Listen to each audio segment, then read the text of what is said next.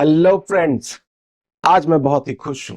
पता है क्यों? क्योंकि आपको स्क्रीन पे दिख रहा होगा, क्योंकि आज मैं पहला लेक्चर लेने वाला हूं com CC8 corporate legal framework का, यानी कि एमकॉम के बच्चों ध्यान दीजिए। आपका कॉम CC7 तो चल ही रहा है, साथ के साथ आपको कॉम CC8 पे भी अब ध्यान देना है। ठीक है? और कॉम CC8 आपका है कौन सा? Corporate legal framework. Subject clear है आपको? इस सब्जेक्ट का हमारा नाम है कॉर्पोरेट लीगल फ्रेमवर्क। ठीक है, आगे चलते हैं। ये मैं हूं बच्चों, कहीं आप मुझे भूल तो नहीं गए? रोहित सिंह। सिलेबस की बात हम लोग पहले कर चुके हैं, बट एक जस्ट छोटा सा कि आपको इंडियन कंपनीज एक्ट 2013 पढ़ना है, उसमें आपको शेयर कैपिटल पढ़ना है, और आपको यूनिट 3 में मीटिंग्स एंड मैनेजमेंट पढ़ना है, यूनिट 4 में अकाउंट्स एंड ऑडिट पढ़ना है। तो ये चार चीजें जो हैं, ये आपको एज पर कंपनीज एक्ट 2013 पढ़नी है। एंड यूनिट 5 जो कि लास्ट यूनिट है, इसमें अदर लेजिस्लेशंस, अदर लॉज के बारे में आपको बात करनी है, जिसमें कि आपको एक बेसिक आइडिया मिलेगा किसका? सेबी का, बेसिक आइडिया मिलेगा फेमा का, बेसिक आइडिया मिलेगा IRDA का, और बेसिक आइडिया मिलेगा कंज्यूमर प्रोटेक्शन एक्ट का। अब ये जो शॉर्ट फॉर्म में है, ये एग्जैक्टली जो आपके सिलेबस में लिखे हुए हैं वहां से मैंने उठा के कॉपी पेस्ट कर दिया है। बट ये क्या होते हैं, कब के ये एक्ट है, क्या ये एक्ट आज भी एप्लीकेबल है, अगर एप्लीकेबल है तो कौन से वाले एक्ट एप्लीकेबल है, इन सारे बातों का जवाब आपको आज मिल जाएगा। ठीक है? तो आपके सिलेबस में जैसे लिखा हुआ है वैसे मैंने लिख दिया है। अब इसको थोड़ा सा हम लोग आराम से देख लेंगे। अब एज यूजुअल बच्चों, जैसे मैं हमेशा ही आपको सब्जेक्ट का इंट्रोडक्शन देता हूं, पहले आप थोड़ा सा सब्जेक्ट का इंट्रोडक्शन मेरे से ले लीजिए। लेकिन आज पहले जरा एक बात समझ लीजिए, क्योंकि आज पहला लेक्चर है, तो मैं आज की आज लेक्चर 1 में ही आपका पूरा का पूरा इंट्रोडक्शन कंप्लीट करने के टारगेट से आया हूं। ठीक है? तो आपका जो इंट्रोडक्शन है वो पेज नंबर 1.3 तक जा रहा है। ठीक है? यानी कि मुझे 3 पेजेस कवर करने हैं, और हो सकता है कि आज का लेक्चर 1 घंटे से ज्यादा का चला जाए। तो आप इस बात को माइंड मत कीजिएगा, रूल्स फिर से वही सेम रहेंगे। हर लेक्चर 1 घंटे का ही होगा, बट सिर्फ आज का लेक्चर हो सकता है 1 घंटे से थोड़ा ज्यादा चला जाए, तो आप इस चीज को माइंड मत करिएगा, क्योंकि आज मुझे जो अपना टारगेट है वो अचीव करना है। ठीक है? चलिए, अब अगर ये बात क्लियर है बच्चों, तो थोड़ा सा हम लोग आगे बढ़ते हैं, और सबसे पहले इंट्रोडक्शन टू द सब्जेक्ट लेते हैं। बच्चों, सब्जेक्ट का इंट्रोडक्शन अगर आपको लेना है, तो सब्जेक्ट के इंट्रोडक्शन से पहले मैं चाहूंगा कि आप मेरे साथ 2 वर्ड सीखें। हालांकि मैं आपको बता दूं कि पेज नंबर अगर आप 1.4 को देखेंगे, तो यहां पर आपको basic rules of interpretation of law के बारे में बात करनी है। यानी कि बच्चों ध्यान रखिएगा, लॉ को सिर्फ पढ़ा नहीं जाता है, लॉ को समझा भी जाता है, and at the same time आपको लॉ को इंटरप्रेट करना होता है। इंटरप्रेट करने से मेरा मतलब ये होता है बच्चों, कि लॉ मेकर ने जब ये लॉ लिखा था या ये लॉ बनाया था, तो उसका ऑब्जेक्टिव क्या था, उसकी सोच क्या थी, ऐसी कौन सी चीज थी जिसको वो रोकना चाहता था, ऐसी कौन सी चीज थी जिसको वो इसमें अलाउ करना चाहता था। इन बातों को हमें समझना होगा, और उसको अगर हमें उसकी इंटेंशन को समझनी है, लॉ को बनाने की स्पिरिट को समझनी है, तो कहा जाता है, एक मेटाफर कहा जाता है इंटरप्रिटेशन के टर्म्स में, कि we need to step into the shoes of the law maker and then think as a law maker. यानी कि हम लोगों को लॉ मेकर की तरह सोचना पड़ेगा कि आखिर ये लॉ बना तो क्यों बना, कौन सी ऐसी चीज थी जिसको रोकने के लिए लॉ बनाया गया। ठीक है? तो हमें लॉ मेकर की तरह इसको इंटरप्रेट करना है। लेकिन मैं आपको बहुत अच्छे से बता दूं कि एमकॉम में आपको इंटरप्रिटेशंस की जरूरत नहीं है, लेकिन लॉ को समझना तो आपको आना पड़ेगा ना, कि लॉ को कैसे पढ़ते हैं, किन वर्ड्स को कैसे समझेंगे। तो इसीलिए बच्चों, थोड़ा सा इंट्रोडक्शन आपको मेरे साथ समझना पड़ेगा, ताकि आप जब मैं लॉ को पढ़ाऊं और मैं बोलूं कि इसका मतलब यहाँ पे ये हो रहा है, तो आपको भी समझ में आना चाहिए।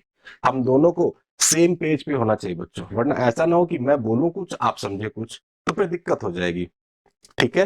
हालांकि अगर आपको इंटरप्रिटेशन में इंटरेस्ट आए, आपको लगे कि नहीं सर हम लॉ में इंटरेस्टेड है, लॉ हमें पढ़ना है, हमें लॉ बड़ा इंटरेस्ट कर रहा है, तो आप इंटरप्रिटेशंस के लिए जो मेरा एक अलग मतलब इसी चैनल में एक अलग प्लेलिस्ट है, वो लीगल डिस्कशंस के नाम से हमें भी शायद, पता नहीं, जो भी है देख लीजिएगा। तो उसमें आपको वो सारी चीजें मिल जाएंगी आने वाले समय में। तो आप वहां पे उस प्लेलिस्ट में देख सकते हैं। वो सिर्फ आपके एजुकेशनल पर्पसेस के लिए है, वो वाले प्लेलिस्ट, जिसमें कि मैं डिटेल्ड में चर्चा करता हूँ किसी भी चीज पे। ठीक है, तो अभी आपको बेसिक रूल्स ऑफ लॉ समझना ही पड़ेगा, इसको आप इग्नोर नहीं कर सकते हैं। तो बच्चों, अगर ये बात क्लियर है, तो इससे पहले कि मैं इंट्रोडक्शन दूं, मैं चाहता हूं कि आप मेरे साथ दो वर्ड्स को जरा समझें। आप कहेंगे सर, पढ़ाना शुरू नहीं किया, दो वर्ड समझाना शुरू कर दिया। हाँ बच्चे, हाँ, दो वर्ड तो आपको सीखने ही पड़ेंगे, क्योंकि बिना इन दो वर्ड्स को सीखे मैं आगे की बात कर ही नहीं पाऊंगा। आप बोलेंगे सर वो दो वर्ड्स कौन से हैं? तो बच्चे लिखो जरा। Two basic words used in law. ध्यान रखिएगा, ये दो बहुत बेसिक वर्ड्स हैं जो कि मैं बार बार यूज करूंगा, बार बार यूज करूंगा बच्चों। और क्योंकि मैं बार बार यूज करूंगा, तो आपको पता होना चाहिए कि इनका मतलब क्या है। ठीक है, तो सबसे पहले तो आप जरा एक बात लिख लीजिए कि पहला जो वर्ड है उसको आप लिख लीजिए अमेंड। और अमेंड वर्ड से बना है अमेंडमेंट वर्ड। वर्ड आपको कुछ सुना सुना लग रहा होगा। अगर आपने ग्रेजुएशन वगैरह में टैक्सेशन पढ़ा होगा, ग्रेजुएशन में अगर आपने टैक्सेशन को पढ़ा होगा, तो आपने कुछ ये टर्म जरूर सुना होगा कि अमेंडमेंट है। पहले टैक्स में ऐसा होता था, अब ऐसा होता है। क्यों? क्योंकि लॉ में चेंज आ गया है। चेंज आ गया को हम क्या बोलेंगे? अमेंडमेंट आ गया है। बोलिए जरा, क्या ये बात ठीक है? तो हम अभी इसको अच्छे से समझेंगे कि अमेंडमेंट क्या होता है। और दूसरा जो एक वर्ड है वो रिपील है बच्चों। REPEAL, repeal. तो रिपील क्या होता है और अमेंडमेंट क्या होता है, हम दोनों को समझेंगे। ठीक है, पहले कौन सा समझो, ये बताइए आप। मैं समझता हूं पहले आपको रिपील समझना चाहिए, क्योंकि अमेंडमेंट तो आप वैसे जानते ही हैं। फिर भी मैं बहुत डिटेल में समझाऊंगा आपको कि अमेंडमेंट क्या होता है, बट अमेंडमेंट को समझने से पहले ना रिपील को समझ लीजिए। ठीक है, तो मैं ना एक एग्जाम्पल के थ्रू बात करता हूं पहले। रिपील वर्ड के लिए मैं एक एग्जाम्पल ले रहा हूं। एग्जाम्पल कुछ इस तरह से है बच्चों कि आपने सुना होगा कि पहले कभी कंपनीज एक्ट 1956 हुआ करती थी। बोली जरा, क्या आपने ऐसा सुना है कि पहले कभी कंपनीज एक्ट 1956 हुआ करती थी? बोली जरा।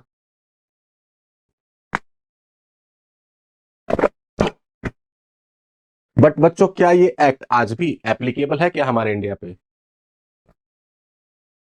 आज अगर कोई कंपनी है, या आज के डेट में इंडिया में जितनी भी कंपनीज काम कर रही हैं, वो क्या कंपनीज एक्ट 1956 को फॉलो कर रही है? तो आपका जवाब होगा नहीं सर, कंपनीज एक्ट 1956 को फॉलो नहीं कर रही है। वो फॉलो किसको कर रही है? Companies act 2013। बोली जरा।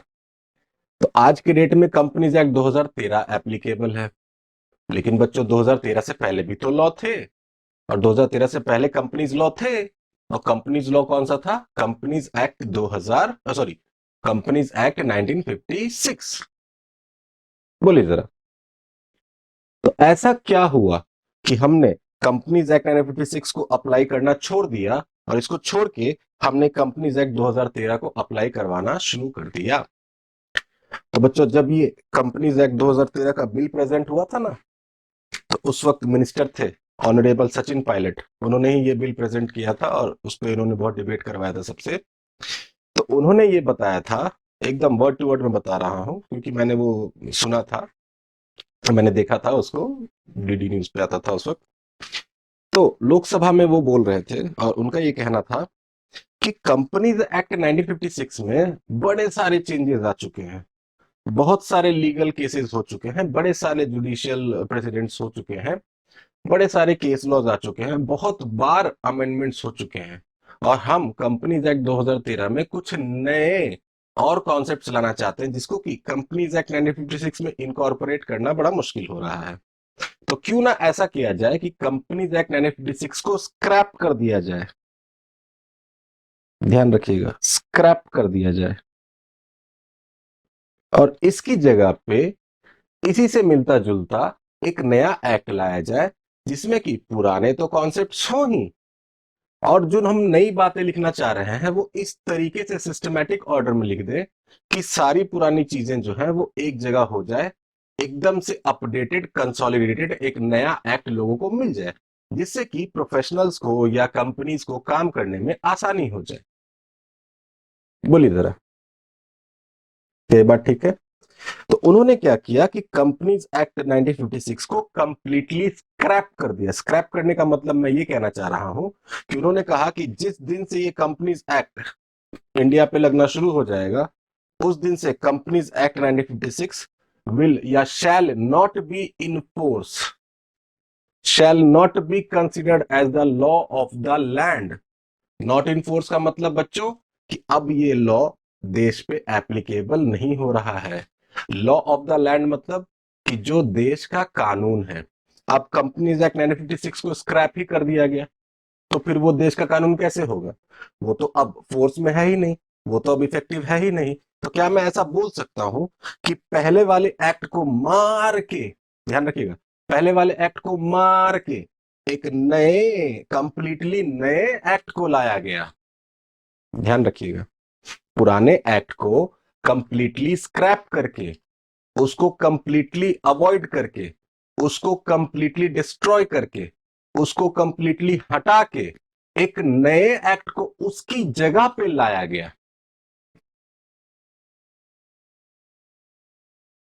तो क्या ये चेंज है बच्चों? चेंज है, लेकिन इस चेंज को हम अमेंडमेंट नहीं बोलते हैं, इस चेंज को हम क्या बोलते हैं? रिपील बोलते हैं। पहले आराम से समझ लीजिए, एब्जॉर्ब कीजिए, मैं फिर से रिपीट कर देता हूं, शायद आपको समझने में पहली बार में थोड़ी दिक्कत आएगी क्योंकि नया टर्म है ना, तो आराम से रिलैक्स होकर समझिए मैं जो समझाना चाह रहा हूं। बच्चों मैं कह रहा हूं कि यहां से यहां में चेंज आया, चेंज तो आया ना। अब चेंज दो तरीके का होगा, या तो अमेंडमेंट होगा या फिर रिपीलमेंट होगा। तो मैं कह रहा हूं कि अगर पुराने एक्ट को कंप्लीटली हटा दिया जाए और उसकी जगह पे एक नया एक्ट उसकी जगह ले ले, तो इस वाले चेंज को हम अमेंडमेंट ना बोल के क्या बोलेंगे? रिपील। तो मैं कैसे बोलूंगा इसको? मैं बोलूंगा कि companies act 1956 was amended. Amended नहीं बोलूंगा, मैं बोलूंगा companies act 1956 was repealed by companies act 2013। बोलिए जरा, क्या ये बात ठीक है? तो लिख लीजिए, इसी बात को जरा लिख लीजिए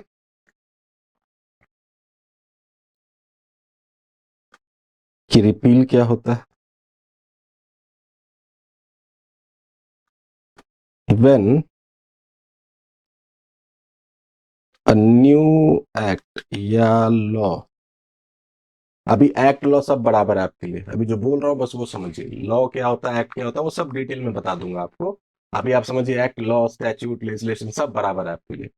रूल्स बोलूं तो भी लॉ समझिए, रेगुलेशन बोलूं तो भी लॉ समझिए। अभी के लिए जब पूरा इंट्रोडक्शन वाला पार्ट कंप्लीट हो जाएगा, इंटरप्रिटेशन वाला पार्ट कंप्लीट हो जाएगा, तब आपको प्रॉपर आइडिया लगेगा कि लॉ क्या होता है, एक्ट क्या होता है, रूल्स क्या होते हैं, रेगुलेशंस क्या होते हैं।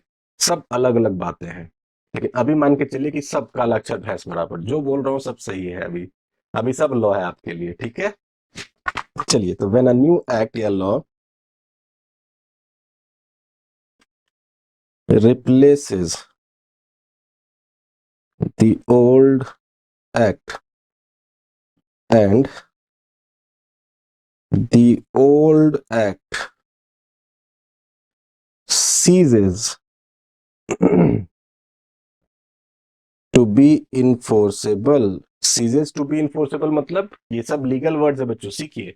सीजेस टू बी इन्फोर्सेबल मतलब कि अब वो लगना बंद हो जाएगा, यानी कि जैसे ही नया एक्ट एप्लीकेबल होगा तो जिस पुराने वाले एक्ट को इसने रिप्लेस किया है वो पुराना वाला एक्ट अब लॉ जो है वो इंडिया पे लगना बंद हो जाएगा। तो इसको मैं क्या बोलूंगा, this change will be termed as repeal.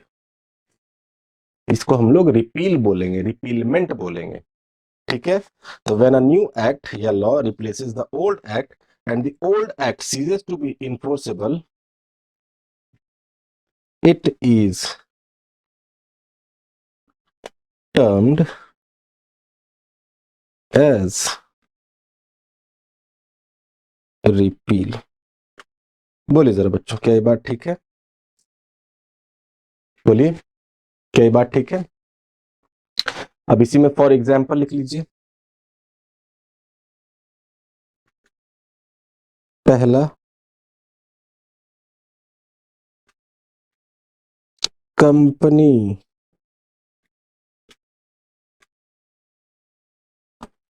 Companies act 1956 was completely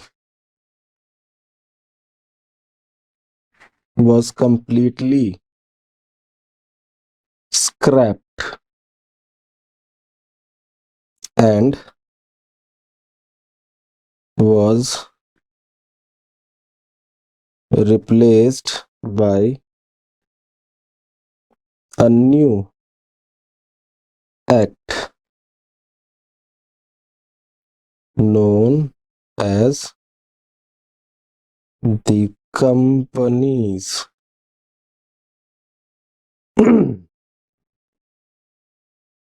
Act 2013। तो in this case we will say, हम क्या बोलेंगे इस केस में, हम क्या बोलेंगे, हम बोलेंगे the companies act 2013 repealed the earlier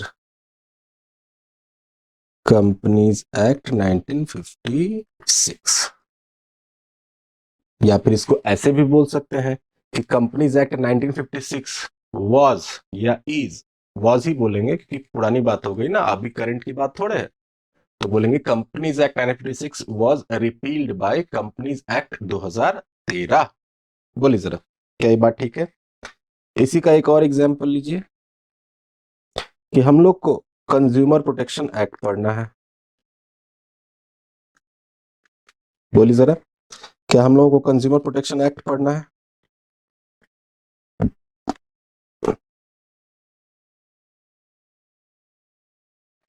और मैंने आपको इधर सिलेबस में दिखाया कि आपके सिलेबस में लिखा हुआ है सिर्फ कंज्यूमर प्रोटेक्शन एक्ट। ये देखिए, इसमें ईयर मेंशन्ड नहीं है। तो आप कहेंगे सर ईयर मेंशन नहीं तो इससे क्या फर्क पड़ जाएगा, कौन सी बड़ी बात हो गई? बहुत बड़ी बात हो गई बच्चों, आओ जरा बताता हूं। बात इतनी बड़ी है कि तुम्हें मजा ही आ जाएगा। दूसरा एग्जाम्पल लो। कंज्यूमर प्रोटेक्शन एक्ट की अगर मैं बात करूं तो कंज्यूमर प्रोटेक्शन एक्ट दो तरह के हैं, एक 1986 वाला और एक है 2019 वाला। आप कहेंगे सर ये कब हुआ? अरे 2019 में हुआ। कब, कैसे, कहां, ये सब बात करेंगे हम, लेकिन कंज्यूमर प्रोटेक्शन एक्ट में। बट अभी थोड़ा सा ये जान लीजिए कि पहले कंज्यूमर प्रोटेक्शन एक्ट 1986 हुआ करता था। आज के डेट में पहले के डेट में कंज्यूमर प्रोटेक्शन एक्ट 1986 हुआ करता था, बट आज के डेट में consumer protection act 1986 has been completely scrapped, it is not in force. तो मुझे बताइए आज के डेट में कौन सा लॉ एप्लीकेबल हो रहा है? कंज्यूमर्स अपने दुखड़े लेके किसके पास जाएंगे, कौन से एक्ट में मदद मांगेंगे? तो वो बच्चे मांगेंगे कंज्यूमर प्रोटेक्शन एक्ट 2019 में। तो अब मुझे आप बताइए कि वहां पर जो सिलेबस में आपके कंज्यूमर प्रोटेक्शन एक्ट लिखा है, तो आप उसको कौन सा वाला एक्ट पढ़ना चाहेंगे? वो एक्ट जो पहले कभी हुआ करता था लेकिन आज अब इंडिया पे एप्लीकेबल नहीं है, या फिर वो एक्ट पढ़ेंगे जो कि आज के डेट में एप्लीकेबल है? तो ऑब्वियस सी बात है, आप बोलेंगे सर जो बीत गई वो बात गई, जो लॉ एप्लीकेबल है ही नहीं इंडिया पे उसको पढ़ के क्या करेंगे? पढ़ना तो उसको ना चाहिए जो लॉ हमारे देश में एप्लीकेबल हो रहा है, वो पढ़ेंगे, वो समझेंगे, तो उसके हिसाब से ना बातें करेंगे। कोई कंज्यूमर हमारे पास आएगा, पूछेगा, कंसल्टेंसी मांगेगा कि हमारे साथ ये गलत हुआ, बताओ हमारे पास कंज्यूमर प्रोटेक्शन एक्ट में कोई रिड्रेसल है कि नहीं, कुछ हमारे पास कोई उपाय है कि नहीं, कोई रेमेडी है कि नहीं? तो आप क्या बोलेंगे? नहीं, कंज्यूमर प्रोटेक्शन एक्ट 1986 तो खत्म हो गया, अब तुम जाओ घर, पहले क्यों नहीं आए? ऐसा थोड़ा ना बोलेंगे आप उसको बताएंगे कि देखो पहले ये एक्ट हुआ करता था लेकिन अब वो खत्म हो गया है और ये एक्ट आ गया है नया, और आप देखेंगे कि उसकी जो दिक्कतें हैं वो इस वाले एक्ट में, 2019 वाले एक्ट में कवर्ड है या नहीं है, तो उसके अकॉर्डिंगली आप उसको कंसल्टेंसी देंगे।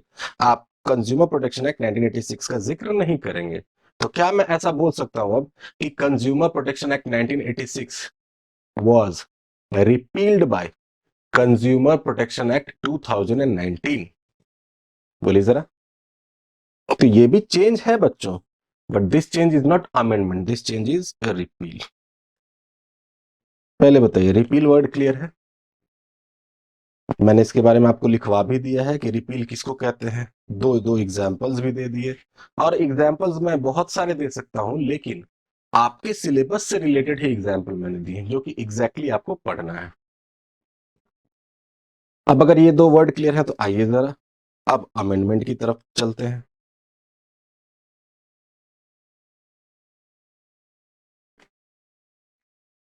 अमेंड से बना है वर्ड अमेंडमेंट। इसमें तो आप लोग मास्टर हैं, बड़े सारे बच्चे एकदम ज्ञाता है अमेंडमेंट वर्ड के। वो चिल्ला चिल्ला के कहते हैं सर अमेंडमेंट आ गया, अमेंडमेंट आ गया। किस में आया? सर इनकम टैक्स लॉ में अमेंडमेंट आ गया। बहुत अच्छी बात है, चलिए इनकम टैक्स लॉ की भी बात कर लेंगे, एग्जाम्पल में उसकी भी बात कर लेंगे, लेकिन मैं पहले एक एग्जाम्पल लेता हूं। पहले आप एक एग्जाम्पल समझिए।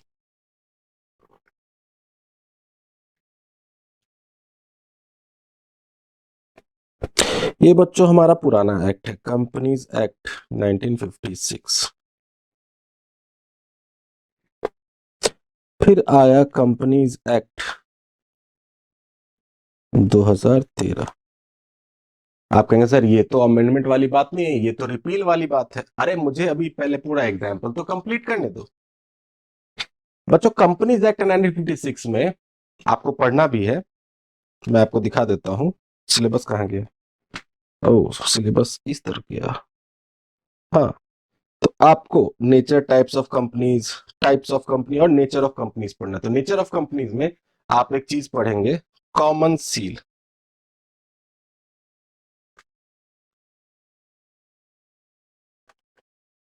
कॉमन सील पढ़ेंगे आप। उम्मीद करता हूं आपको कॉमन सील पता होगा, बहुत अच्छे से पता होगा।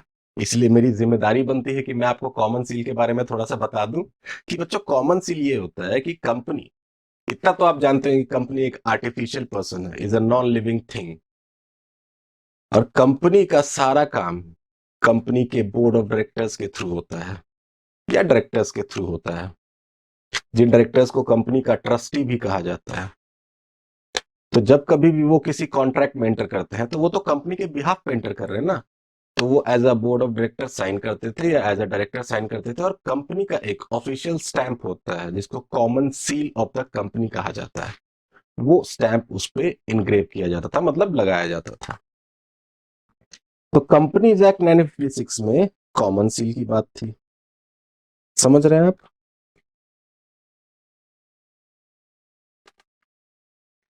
और कंपनीज एक्ट 1956 में इस कॉमन सील को कहा गया था कि ये मैंडेटरी है, कि कोई भी कंपनी अगर कंपनीज एक्ट 1956 में ऑपरेट कर रही है तो उसके पास मैंडेटरली एक कॉमन सील होना ही चाहिए। मतलब इसमें आपको ऑप्शन नहीं दिया गया था कि चाहे तो कॉमन सील रखो, ना चाहो तो कॉमन सील ना रखो। आपको मैंडेटरली कहा गया था कि आपके पास कॉमन सील होना ही चाहिए। बिना कॉमन सील के आप एज अ कंपनी फंक्शन नहीं कर सकते हैं। बोलिए जरा, क्या ये बात ठीक है? अब बच्चों ये एक्ट तो स्क्रैप हो गया, इसकी जगह पे कौन आ गया? Companies act 2013। तो पहले तो मैं बोलूंगा कि ये क्या हुआ? रिपील हो गया। बोलेंगे सर ये बात तो आपने पहले ही बता रखी थी। अरे बिल्कुल बता रखी थी, लेकिन कॉमन सील तो ऐड किया ना। अभी देखते जाओ खेल, भी खेला हो बे। देखो जरा, भी खेला कैसे हो रहा है, देखो जरा। जब कंपनीज एक्ट 2013 आया ना बच्चों, तो इसमें भी कॉमन सील की बात की गई।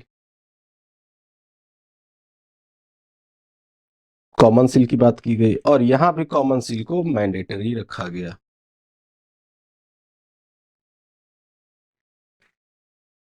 और आपको तो पता ही है 2013 में आदरणीय सचिन पायलट जी यूपीए के सरकार में थे।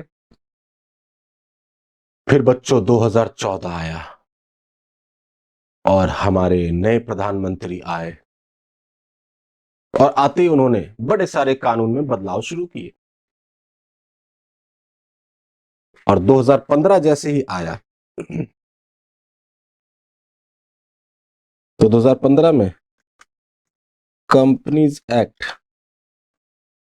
2013 में एक चेंज लाया गया।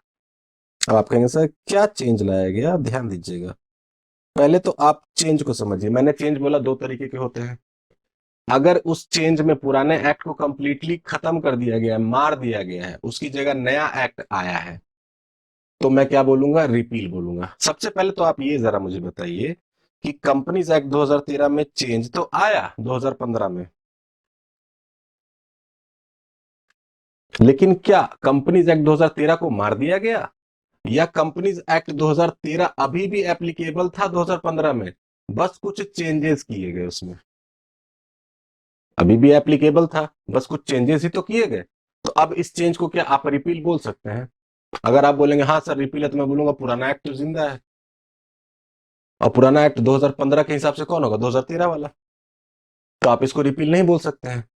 आप क्या बोलेंगे कि सर क्योंकि पुराना एक्ट अभी भी जिंदा है और पुराने एक्ट में ही कुछ अमेंडमेंट्स, कुछ चेंजेस किए गए हैं, जिसको आप संशोधन बोलते हैं हिंदी में, वो किए गए हैं, तो इसीलिए हम लोग इसको रिपील नहीं बोल सकते हैं। तो हम लोग इसको क्या बोलेंगे? अमेंडमेंट। यानी कि हम बोलेंगे कि ये जो चेंज आया है दैट इज अमेंडमेंट। अमेंड किया गया है, जो पुराने प्रोविजंस थे उनको कुछ बदलाव किए गए उसमें, और अब नए प्रोविजंस एप्लीकेबल हो जाएंगे, बट एक्ट वही रहेगा। लेकिन अगर मैं इधर बात करूं, तो नए प्रोविजंस तो अप्लाई हो रहे हैं, बट पीछे का जो एक्ट है 1956 का, वो कंप्लीटली स्क्रैप हो गया है बच्चों। तो इसलिए इसको हमने क्या बोला है? रिपील। और इस चेंज को हम क्या बोलेंगे? अमेंड। अब एनडीए की सरकार ने क्या चेंज लाया? यहां पर मैंने क्या बोला कि यूपीए की सरकार ने पहले भी कहा था कि मैंडेटरी है, और कंपनीज एक्ट 2013 आया तब भी कहा कि कॉमन सील मैंडेटरी है। इस अमेंडमेंट एक्ट में, यानी कि कंपनीज अमेंडमेंट एक्ट 2015 में जो चेंज लाए गए, बड़े सारे चेंज लाए गए थे, लेकिन उतना आपको अभी कवर नहीं करना है, तो मैं आपको एक छोटा सा एग्जांपल दे रहा हूं कॉमन सील का। अब कॉमन सील को इन्होंने क्या किया? मैंडेटरी से ऑप्शनल कर दिया। ध्यान रखिएगा। और इन्होंने फिर जो पार्लियामेंट में इस अमेंडमेंट के लिए जो सपोर्ट में बात बोली, वो कुछ ऐसा बोला उन्होंने, जरा सुनिएगा गौर से। वो कह रहे हैं कि नहीं, कॉमन सील जो है वो अंग्रेजों के समय की चीज थी। अंग्रेज लोग हर जगह मोहर मारते थे अपना। ये एक तरह का पुरानी सिविलाइजेशन की बात है, हम लोग क्यों फॉलो करें? हम लोग नहीं फॉलो करेंगे।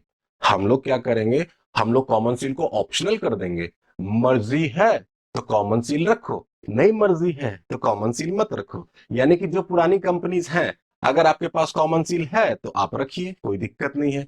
लेकिन कंपनीज अमेंडमेंट एक्ट 2015 के बाद जितनी भी कंपनीज रजिस्टर्ड हुई हैं उनको ये ऑप्शन दिया गया कि कॉमन सील रखना है तो रखो, नहीं रखना है मत रखो। तो आप एक बात बताइए, आपको जब मैंडेटरी है ही नहीं, आप बिना कॉमन सील के भी काम कर सकते हैं, तो आप फालतू का मगजमारी क्यों करेंगे?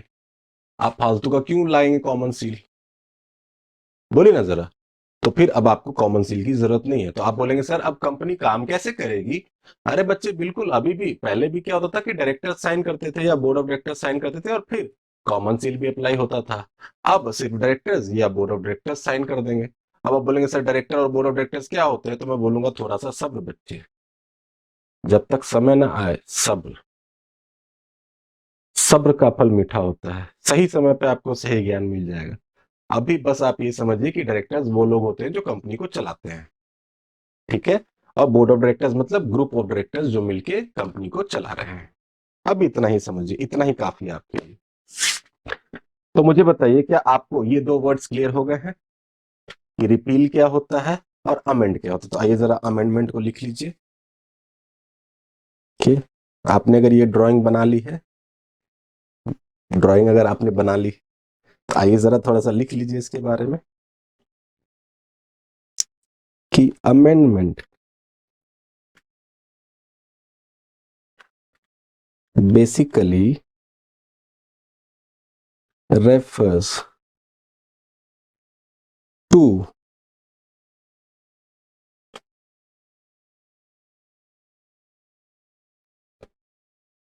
the change in an existing act, existing law या act या rule जो भी है, where the act is not scrapped altogether, यानी कि पूरा का पूरा एक्ट को स्क्रैप नहीं किया जाता है,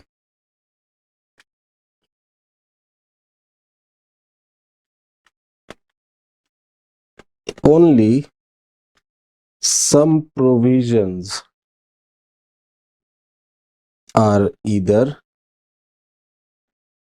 added or deleted or changed,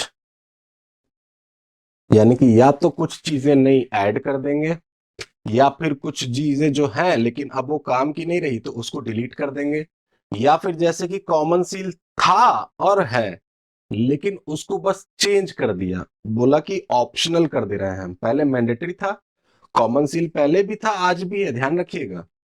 common seal आप अगर चाहें, खुद की मर्जी से चाहे कि मैं कॉमन सील बनाना चाहता हूं तो आप बनाइए, लॉ का कंपल्शन नहीं है। लेकिन पहले कंपनीज एक्ट 1956 में आपको ये ऑप्शन नहीं था, आपकी लग्जरी नहीं थी कि आप चाहे तो बना ले, नहीं चाहे तो नहीं बनाए, आपके लिए मैंडेटरी था, आपको बनाना ही पड़ता था। कंपनीज एक्ट 2013 भी आया तब भी आपके लिए लग्जरी नहीं था, आपके लिए ऑप्शन नहीं था, आपके लिए मैंडेटरी था। लेकिन जब कंपनीज अमेंडमेंट एक्ट आ गया 2015 का, तो फिर अब लोगों को ये ऑप्शन मिल गया कि वो चाहे तो कॉमन सील बनाए, ना चाहे तो कॉमन सील ना बनाए। यानी कि जो चाहे कि हम वॉलंटरली हम बनाना चाहते हैं, हमने कंपनी बनाई, हमें कॉमन सील रखना चाहते तो बनाओ। लॉ ने कहा तुम्हें मना किया है? लॉ ने तो ये बोला कि तुम्हारी मर्जी है तो बनाओ, नहीं मर्जी है तो मत बनाओ, तो मर्जी है तो बना लो। ठीक है, चलिए। और इसका एग्जाम्पल में यही आपका जो फोटो हमने बनवाया, फोटो, ये वाला फोटो आपका चलेगा। ठीक है, तो पहले दो ये वर्ड्स आप समझ गए, रिपील और अमेंडमेंट या अमेंड। अब आप कहेंगे सर ये बात आपने पहले क्यों बताई? ये तो आप इंटरप्रिटेशन के साथ भी बता सकते थे बच्चे, इसलिए मैंने बताई है क्योंकि इंट्रोडक्शन में मुझे बताना है कि ये एक्ट खत्म हो गया, अब ये एक्ट आ गया है, तो मैं वहां पे रिपील और अमेंड वर्ड यूज करूंगा। तो आपको ये दोनों वर्ड्स पहले क्लियर होने चाहिए, मुद्दे की बात ये है। तो पहले बताइए क्या ये बातें क्लियर है? अब मैं इंट्रोडक्शन की तरफ आगे बढ़ूं, चलिए फिर।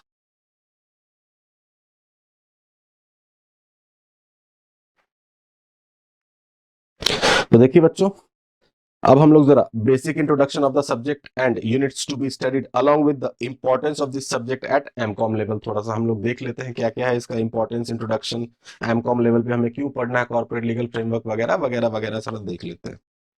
तो कहता है बच्चों पहला पॉइंट की the Indian corporate system, India में जो कॉर्पोरेट सिस्टम है, कॉर्पोरेट मतलब कि कंपनीज का जो सिस्टम है, ठीक है, कॉर्पोरेट मतलब कंपनीज का जो सिस्टम है, operates under a structured legal environment led by the companies act 2013, यानी कि स्ट्रक्चर्ड बहुत ही तरीके से बनाया हुआ एकदम स्ट्रक्चरल तरीका है, लीगल सिस्टम के तहत कंपनीज कॉर्पोरेट बॉडीज ऑपरेट करती हैं, जिसमें कि सबसे मेन एक्ट जो आपको फॉलो करना है, भी एक्ट लॉ सब आपके लिए बराबर, में बोल रहा हूँ एक्ट क्या होता है वो सब मैं बताऊंगा आगे।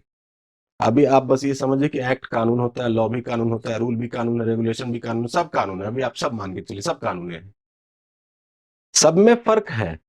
क्या फर्क है मुझ पे छोड़िए, मैं बता दूंगा आपको इंटरप्रिटेशन वाले पार्ट में, वहां पे मैं आपको प्रॉपर बताऊंगा कि लॉ बनता कैसे है, सेक्शंस क्या होते हैं, सब सेक्शंस क्या होते हैं, क्लॉज क्या होता है, कॉन्स्टिट्यूशन में आर्टिकल्स क्या होते हैं, ये सब चीजें मैं आपको बताऊंगा ताकि जब मैं वो चीजें यूज करूं तो आपको समझ में आए। लेकिन अभी जरूरी नहीं है, अभी पहले थोड़ा सा इंट्रोडक्शन ले लीजिए बस, ठीक है। तो जो स्ट्रक्चर्ड लीगल एनवायरनमेंट है कंपनीज के लिए, उसमें जो सबसे बड़ा और सबसे जरूरी लॉ है वो ये है कि कंपनी लॉ। आप बोलेंगे सर ये सबसे जरूरी क्यों हुआ, मैं बोलूंगा बच्चे सबसे जरूरी इसलिए हुआ क्योंकि जब तक तुम कंपनीज एक्ट को कंप्लाई करके इनकॉर्पोरेट नहीं होगे, कंपनी फॉर्म नहीं करोगे, इनकॉर्पोरेट वर्ड को भी इग्नोर करिए, मैं बोलूंगा कि कंपनी फॉर्म नहीं करोगे, तब तक, जब तक कि कंपनी पैदा नहीं होगी, बाकी एक्ट उस पर कैसे एप्लीकेबल होंगे। और कंपनी पैदा ही होगी एज पर कंपनी लॉ, तो सबसे पहले तो आपको कंपनी लॉ ही समझना होगा, तभी तो यूनिट 5 में बाकी सारी चीजें रखी गई हैं। यूनिट 1 से लेकर यूनिट 4 तक में सिर्फ और सिर्फ आप कंपनीज एक्ट 2013 की बातें ही करेंगे, क्योंकि अगर कॉर्पोरेट के ऊपर जो सबसे बड़ा कानून कोई एप्लीकेबल है तो वो कंपनीज एक्ट है। बोलिए जरा।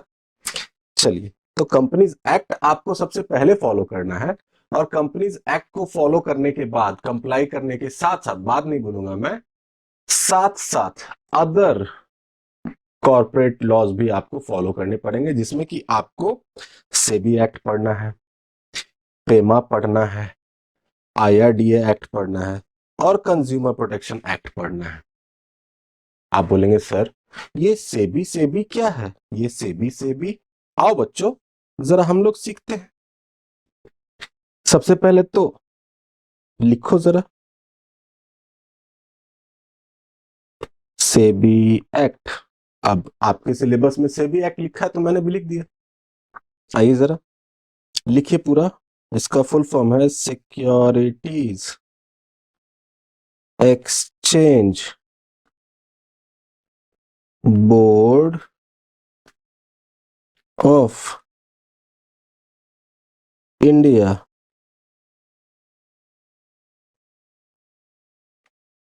एक्ट 1992।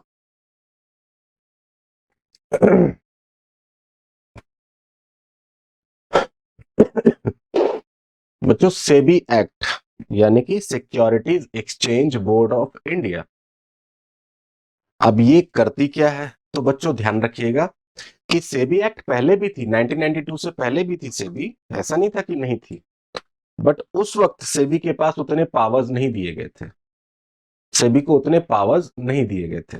लेकिन पता नहीं आप लोगों ने देखा है कि नहीं देखा, एक बड़ा अच्छा सा देखा भी होगा या फिर अगर आपने थोड़ा बहुत कुछ सुना होगा, तो हर्षद मेहता का एक स्कैम हुआ था, और अगर आपने ये वेब सीरीज स्कैम देखी होगी तो उसमें बड़े अच्छे से उसको दिखाया हुआ है, वो 1992 का ही स्कैम था। और अगर आप उसमें देखेंगे या उसके बारे में पढ़ेंगे, तो जब तक हर्षद मेहता का स्कैम हुआ नहीं था तब तक सेबी के पावर्स, सॉरी, सेबी के पास उतने पावर्स नहीं थे कि वो उन चीजों को रोक पाता। सेबी उस वक्त एक तरह का एक ओवरसाइट, नो, ओवरसाइट रखता था बस, कि ऊपर ऊपर चीजें देख ली, उसके पास कुछ वैसे पावर्स नहीं थे।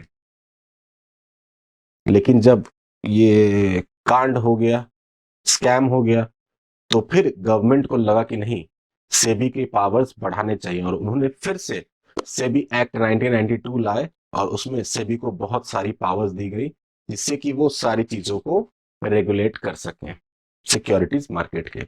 अब आप कहेंगे sir securities exchange board of India में सिक्योरिटीज का मतलब क्या होता है? तो बच्चों सिक्योरिटीज का मतलब जरा समझ लो। एक कंपनी कई तरह की चीजें इशू करती है फॉर रेजिंग फंड्स। आप बोलेंगे सर क्या क्या? मैं बोलूंगा बच्चे शेयर इशू करती है।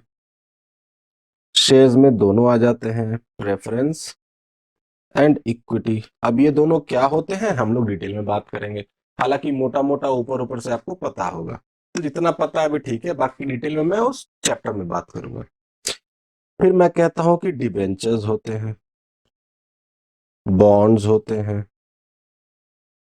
ये सब को अगर एक साथ आप बोलेंगे ना, ऑल टुगेदर बोलेंगे, कंबाइंडली बोलेंगे, तो आप क्या बोलेंगे?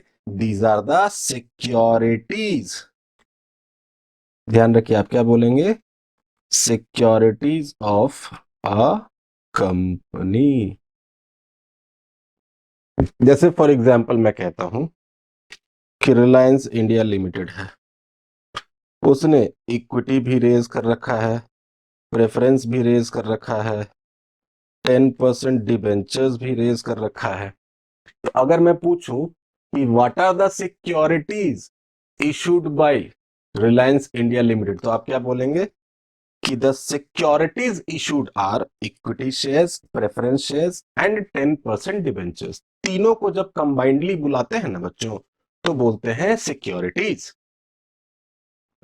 लेकिन अगर मैं इंडिविजुअली बात करूंगा कि इक्विटी शेयर कितना है, तो सिर्फ इक्विटी की बात करेंगे, तब आप सिक्योरिटी वर्ड नहीं यूज करेंगे। इंडिविजुअल में सिक्योरिटी वर्ड नहीं चलता है, जब सारे ग्रुप है तब सिक्योरिटीज बोलेंगे।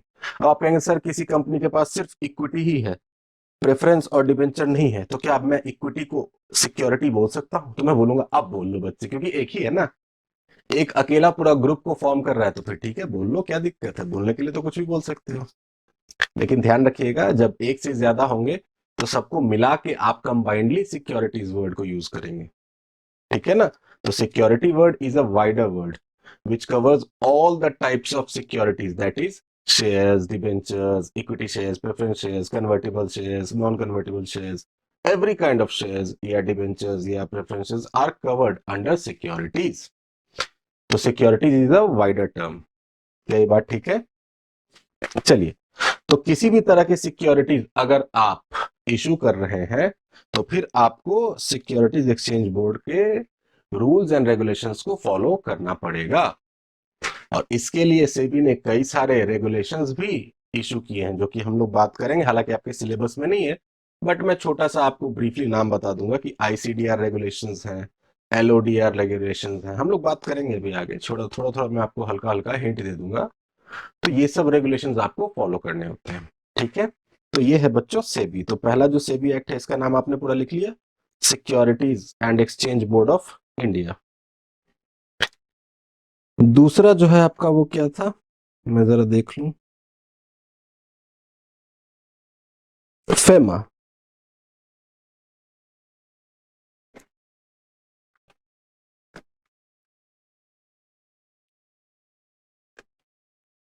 फेमा, आइए जरा लिखिए। फेमा है बच्चों foreign x foreign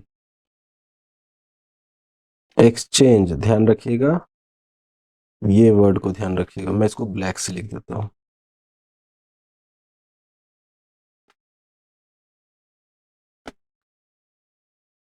management act 1999। तो क्या है बच्चों ये? Foreign exchange management act 1999।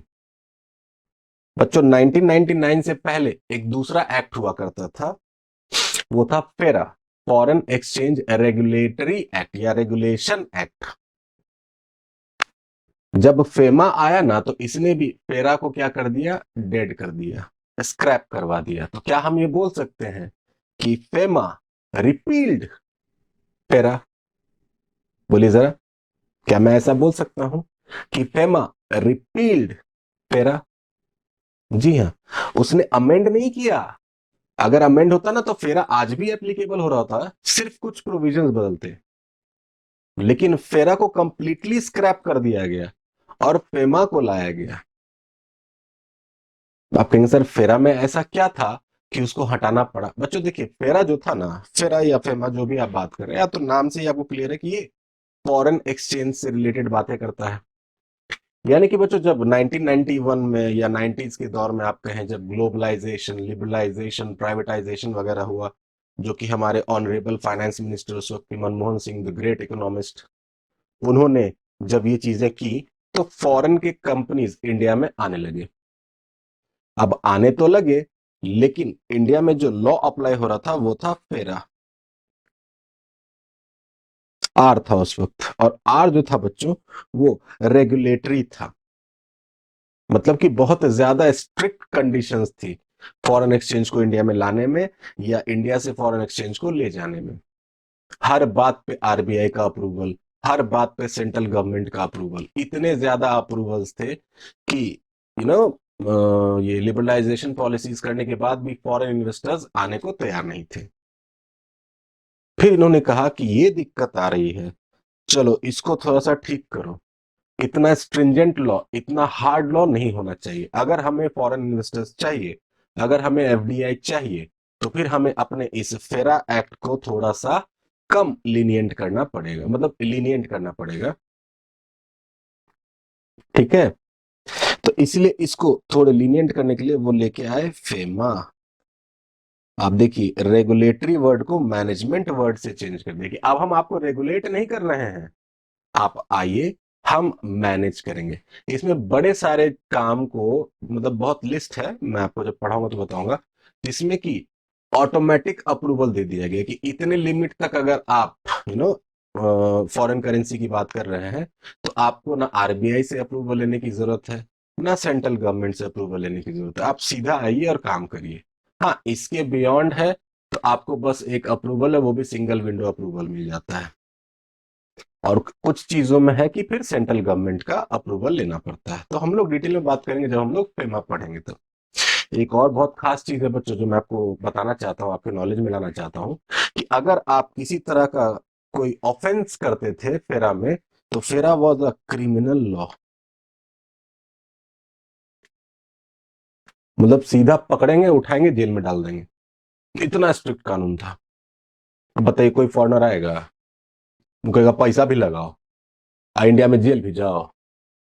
विदेश का जेल में जाएंगे तो फिर भी थोड़ा अच्छा रहन सहन रहेगा, इंडिया के जेल में जाएंगे हम लोग का तो क्या करेगा, बुरा हाल हो जाएगा। और ये जो लॉ है ना बच्चों, ये सिविल लॉ है, कि चलिए इसमें अगर थोड़ा हमने कुछ ऑफेंस भी कर दिया तो फाइन पेनल्टीज होगी, इम्प्रिजनमेंट की बातें नहीं है।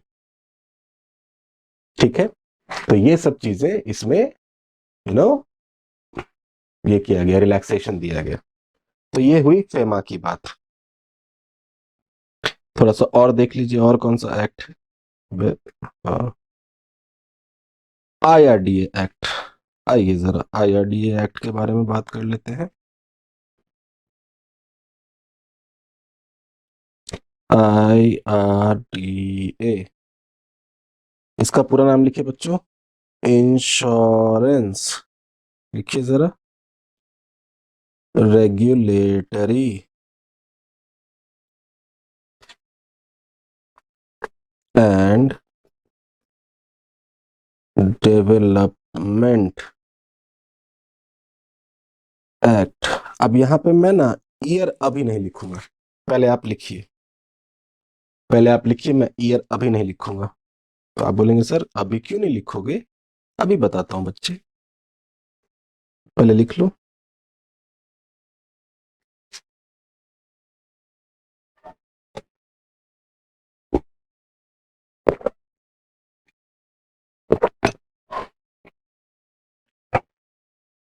ठीक है, आइए जरा, ये जो पहला एक्ट था ना, वो 1938 वाला था, यहां नहीं लिखता हूं। इसमें जो पहला एक्ट बना था ना बच्चों, वो 1938 में बना था, और इसके सपोर्ट में एक और एक्ट आया जो कि 1999 में आया है। अब आप बोलेंगे सर क्या ये रिपील हो गया है? 1938 मर गई क्या? आईआरडीए एक्ट 1938 मर गई है क्या? और आईआरडीए एक्ट 1999 का जन्म हुआ है क्या? तो मैं बोलूंगा नहीं बच्चे, ना 1938 मरी है और ना ही वो लगनी बंद हुई है। तो आप बोलेंगे सर एक ही चीज के लिए दो दो लॉ है। जी हाँ, आपको ये दोनों लॉज कंप्लाई करने पड़ेंगे, यानी कि ये भी आज चल रहा है और ये भी एक नया एक्ट आ गया है।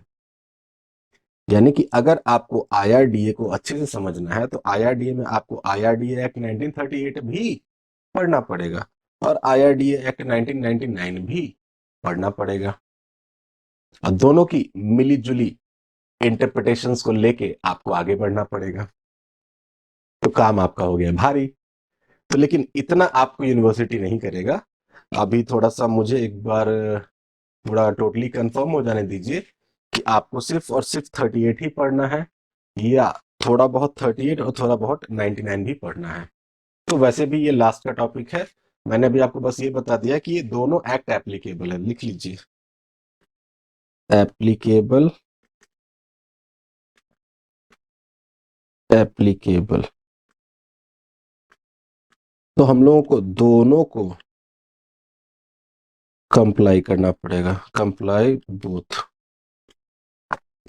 और ये नाम से ही क्लियर है किसके लिए है बच्चों? इंश्योरेंस वाली कंपनी, जो कंपनी इंश्योरेंस की बात करती है।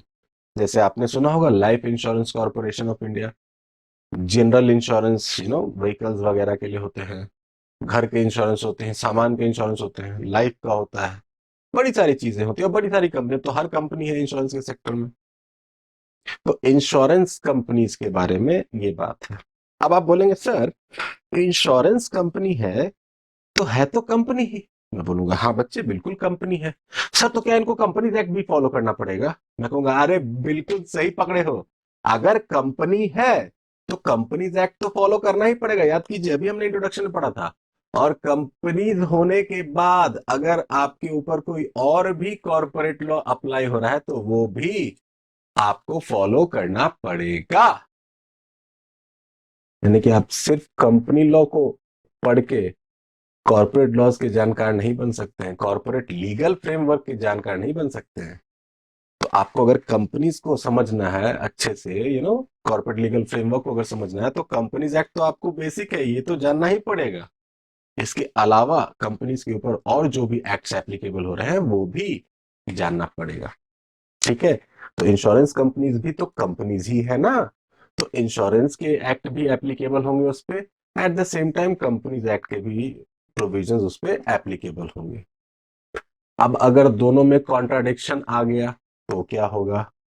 कॉन्ट्राडिक्शन आएगा तो कैसे क्या करेंगे? इस सब के लिए बच्चे बने रहिए मेरे साथ, मैं आपको इंटरप्रिटेशन में समझाऊंगा कि कैसे हम लोग इन केस ऑफ डिफरेंसेस अगर दोनों में है तो कैसे उसको सॉर्ट आउट करेंगे। अभी उसमें मत पड़िए, अभी मुझे इंट्रोडक्शन कंप्लीट करने दीजिए, ठीक है? चलिए, और कौन सा एक्ट बच गया आपका? आईआरडी हो गया कंज्यूमर प्रोटेक्शन, ये तो मैंने बता ही दिया कि कंज्यूमर प्रोटेक्शन एक्ट 1986 था, वो मर गया और नया वाला एक्ट आ गया 2019 वाला, which together regulate corporate behavior, market integrity and stakeholder safety। stakeholders मतलब बच्चे कंपनी से जुड़े हुए बड़े सारे लोग होते हैं, जैसे कि डेटर्स है, क्रेडिटर्स है, कंपनी है, सॉरी एम्प्लॉयज हैं, बैंक्स हैं जिन्होंने लोन दे रखा है, डायरेक्टर्स हैं, शेयर होल्डर्स हैं, डिवेंचर होल्डर्स हैं, गवर्नमेंट है, बड़ी सारी चीजें। इन सबको अगर आप मिला के बोलेंगे तो आप क्या बोलेंगे? These are all the stakeholders, मतलब कि इनका कंपनी में कुछ ना कुछ स्टेक है। स्टेक मतलब कि ये लोग किसी ना किसी तरह से कंपनी से जुड़े हुए हैं। सरकार कैसे जुड़ी हुई है? हो सकता है सरकार ने कुछ शेयर्स खरीद रखे होंगे, गवर्नमेंट भी तो इन्वेस्ट करती है ना, गवर्नमेंट कंपनी पढ़ाऊंगा आपको। या फिर कंपनी अच्छा परफॉर्म करेगी तभी तो सरकार को टैक्स देगी, क्योंकि सबसे ज्यादा टैक्स रेट तो गवर्नमेंट की, सॉरी, कंपनीज के ऊपर ही है। तो सरकार को तो टैक्स भी मिलता है सबसे ज्यादा कंपनी से ही, तो इसीलिए सरकार भी उसमें क्या है? स्टेक होल्डर है। तो इसीलिए बच्चों बड़े सारे लोगों को इसमें स्टेक होल्डर्स में कवर किया जाता है। Stakeholder is a wider term, ठीक है? Now corporate legal framework means the comprehensive body of laws and regulatory controls। comprehensive मतलब detailed, पूरा अच्छे से सबको कवर करने वाला body of laws and regulatory controls, regulatory controls मतलब जो रेगुलेट करता है, कंपनीज को रेगुलेट करता है, ठीक है।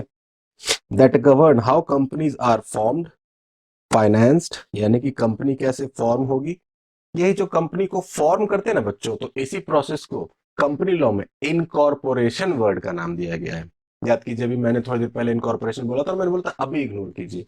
तो वही मैं बोल रहा हूँ कि कंपनी को अगर मैं बोलूंगा ना कि मुझे कंपनी फॉर्म करनी है, तो मैं लीगल भाषा में इसको ऐसे नहीं बोलूंगा कि मुझे कंपनी फॉर्म करनी है, मैं बोलूंगा मुझे कंपनी इनकॉर्पोरेट करानी है, ठीक है। Incorporation is basically a process in which a company comes into existence. It is basically referred to as the birth, as giving birth to an artificial person known as company. बोलिए जरा, क्या ये बात ठीक है? और किस तरह से कंपनी फाइनेंस्ड होगी? फाइनेंस मतलब बच्चे, अब इक्विटी शेयर्स हैं, प्रेफरेंस शेयर्स हैं, डिबेंचर्स हैं, बॉन्ड्स हैं, बैंक लोन्स हैं, ये सारी चीजें जो होंगी, कंपनी में पैसे कहाँ कहाँ से आएंगे, कैसे कंपनी मैनेज होगी? मैनेज मतलब कौन मैनेज करेगा बच्चों? कंपनी तो आर्टिफिशियल पर्सन है, सोच के देखिए। अब आर्टिफिशियल पर्सन के तो हाथ पैर होते नहीं है, अपना दिमाग तो होता नहीं है, ऑब्वियस सी बात है कि company being an artificial person किसी और के थ्रू काम करेगी, जिसको कि सोचने समझने की शक्ति होगी, डिसीजन मेकिंग होगी। इसका मतलब है कि कोई इंडिविजुअल ह्यूमन आदमी ही चाहिए, ह्यूमन ही चाहिए जो कि कंपनी को चलाएगा। इसलिए बच्चों, जब मैं आपको डायरेक्टर पढ़ाऊंगा ना, तो मैं आपको बताऊंगा कि कंपनी में डायरेक्टर सिर्फ और सिर्फ इंडिविजुअल्स हो सकते हैं, और इंडिविजुअल्स मतलब ह्यूमन बींग्स, फिर वो चाहे लड़का हो या लड़की हो या कोई भी हो, उससे फर्क नहीं पड़ता, लेकिन वो नेचुरल पर्सन होना चाहिए, तभी वो कंपनी में डायरेक्टर बन सकता है, ठीक है। फिर सुपरवाइज, कंपनी को सुपरवाइज कैसे करेंगे? And made accountable in India, और किस तरह से उसको अकाउंटेबल, कंपनी को अकाउंटेबल बनाया जाएगा, कहाँ? इंडिया में, क्योंकि हम लोग किस कंट्री का लॉ पढ़ रहे हैं? इंडिया का लॉ पढ़ रहे हैं, तो इंडिया के हिसाब से ना अकाउंटेबिलिटी तय करेंगे। हम ये थोड़ा ना बोलेंगे कि ये कंपनी अकाउंटेबल है अमेरिका के लिए, तो हमको क्या मतलब, अमेरिका वाला जाए देखेगा उसको, हम लोग को उससे थोड़ा ना कोई मतलब है। आइए देखिए जरा आगे, the subject of corporate legal framework deals with the legal foundation on which business organizations function in the Indian economy. यानी कि ये बेसिकली वही बात है, लीगल फाउंडेशंस के बारे में बात करता है कि जो ऑर्गेनाइजेशंस होंगे, ऑर्गेनाइजेशंस मतलब कि कंपनी, कॉर्पोरेट ऑर्गेनाइजेशंस, वो किस तरह से इंडियन इकोनॉमी में फंक्शन करेंगे। At the centre of this framework lies companies act 2013। ये तो मैंने पहले ही बोला कि सबसे ज्यादा इंपॉर्टेंट एक्ट कौन सा है कॉर्पोरेट्स के लिए या कंपनीज के लिए? Companies act 2013। तो घुमा फिरा के अगर बोला जाए कि बहुत सारे एक्ट्स हैं कंपनीज के लिए, बहुत सारे एक्ट्स को कंप्लाई करना है कंपनीज को, तो हम बोलेंगे कि सेंटर में जो सबसे मोस्ट मोस्ट इंपॉर्टेंट एक्ट है कंप्लाई करने के लिए, तो कंपनीज एक्ट ही है। क्योंकि बच्चों, मैं तो बार बार कह रहा हूं कि कंपनी पैदा ही होती है एज पर कंपनीज एक्ट। तो जिस एक्ट के हिसाब से आप पैदा हो रहे हैं, उसी को नहीं कंप्लाई करिएगा, उसको तो आपको सबसे पहले कंप्लाई करना पड़ेगा, और उसके साथ साथ और जितने एक्ट्स आप पे अप्लाई हो रहे हैं, उन सबको कंप्लाई करना पड़ेगा, ठीक है। which provides detailed rules regarding incorporation, legal personality, capital structure, corporate management, meetings, audit, disclosures and winding up of companies। यानी कि कंपनीज एक्ट जो है वो आपको बड़ी सारी चीजों के बारे में बात करेगा। अब एक एक वर्ड को आराम से समझिए, मैंने हाईलाइट कर दिया है।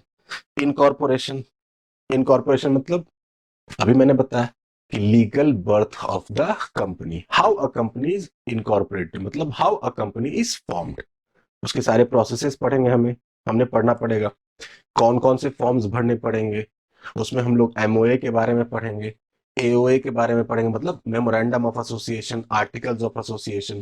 फिर ये भी मैं आपको बताऊंगा कि मेमोरेंडम ऑफ एसोसिएशन का फॉर्मेट क्या होगा, कौन सा फॉर्म होगा, कौन सा फॉर्म आप बनाएंगे, अगर आप नहीं बनाएंगे तो कौन सा प्रिस्क्राइब्ड है लॉ में, अगर आप नहीं बनाएंगे तो कौन सा मान लिया जाएगा, ये सारी बातें हम करेंगे। फिर एमओए क्या होते हैं, एओए क्या होते हैं, ये सारी बातें हम लोग डिटेल में करेंगे, लेकिन उनके रेस्पेक्टिव यूनिट्स में। फिर कैपिटल स्ट्रक्चर क्या होगा आपका, इक्विटी शेयर्स होंगे, फिर प्रेफरेंस शेयर्स होंगे, फिर डिवेंचर्स होंगे, बड़ी सारी चीजें होंगी, बैंक लोन्स होंगे, क्या क्या होगा, ये सारे कैपिटल स्ट्रक्चर की बातें होंगी। कॉर्पोरेट मैनेजमेंट, कैसे आप मैनेजमेंट करेंगे कॉर्पोरेट्स का, क्या आपका चेन ऑफ कमांड होगा, क्या होंगे, कितने बोर्ड ऑफ डायरेक्टर्स आपके होंगे, कितने मैक्सिमम लिमिट ऑफ डायरेक्टर्स हैं, आप मैनेजर रखेंगे कि नहीं, आप एमडी रखेंगे कि नहीं, आप सीईओ रखेंगे कि नहीं, बड़ी सारी बातें हम लोग करेंगे। ठीक है, आपके केएमपीज की मैनेजरियल पर्सनल्स कौन होंगे, हम लोग बात करेंगे इन सब के बारे में। ठीक है, नाउ मीटिंग्स, कई तरह की मीटिंग्स होती हैं, बोर्ड मीटिंग्स होंगी, ऑडिट कमेटी मीटिंग्स होंगी, एजीएम होंगी, बड़ी सारी मीटिंग्स होगी, उन सभी मीटिंग्स के बारे में बात करेंगे हम लोग। फिर ऑडिट के बारे में बात करेंगे कि कंपनीज के लिए ऑडिट बच्चे मैंडेटरी है, और मैं आपको बता दूं कि ये ऑडिट सिर्फ और सिर्फ एक चार्टर्ड अकाउंटेंट ही कर सकता है। ध्यान रखिएगा, ऑडिट्स जो कि एक चार्टर्ड अकाउंटेंट ही कर सकता है। कंपनीज के ऊपर दो तरह के ऑडिट्स एप्लीकेबल होते हैं। एक तो बच्चे जिसको हम बोलते हैं स्टैट्यूटरी ऑडिट, यानी कि वो बुक्स ऑफ अकाउंट्स की स्टैट्यूटरी ऑडिट होती है, साल में एक बार हर कंपनी को एक इंडिपेंडेंट ऑडिटर से ऑडिट करवाना ही है, और एज पर इनकम टैक्स भी उनको टैक्स ऑडिट करवाना है। वो भी बच्चे सिर्फ और सिर्फ एक चार्टर्ड अकाउंटेंट ही कर सकता है, यानी कि कंपनी सेक्रेटरीज और कॉस्ट एंड मैनेजमेंट अकाउंटेंट्स, इनको ये लग्जरी नहीं दी गई है। हाँ, एक ऑडिट है जो कि सीए के साथ साथ CMA, that is cost and management accountant भी कर सकते हैं, दैट इज कॉस्ट ऑडिट। ठीक है, और एक और ऑडिट है इंटरनल ऑडिट, लेकिन वो स्टैट्यूटरी ऑडिट नहीं है। लेकिन ऑडिट की बात हो रही है तो वो भी मैं बताता हूँ कि इंटरनल ऑडिट बच्चे कोई भी कर सकता है, वो सीए हो, सीएस हो, सीएमए हो, लॉयर हो, एमबीए हो, कोई भी हो वो कर सकता है इंटरनल ऑडिट। तो हम लोग बात करेंगे ऑडिट के सेक्शन में। ठीक है, फिर डिस्क्लोजर्स, क्या क्या चीजें डिस्क्लोज करनी है, फाइनेंशियल स्टेटमेंट्स में क्या क्या डिस्क्लोज करना, नोट्स टू अकाउंट्स में, बोर्ड रिपोर्ट में क्या डिस्क्लोज करना है, एजीएम में शेयर होल्डर्स के पास क्या डिस्क्लोज करना है, ये सारे डिस्क्लोजर्स की बातें हम लोग करेंगे। And winding up of the company, winding up basically होता है बच्चे legal death of the company. अब आप जरा समझिएगा कि जो चीज, जिस चीज का जन्म लीगली हुआ है उसका डेथ भी तो लीगली ही होगा। जैसे कि हम लोग नेचुरल पर्सन है, हमारा जन्म कैसे होता है, नेचुरल प्रोसेस से, तो हमारी डेथ भी कैसे होती है, नेचुरली।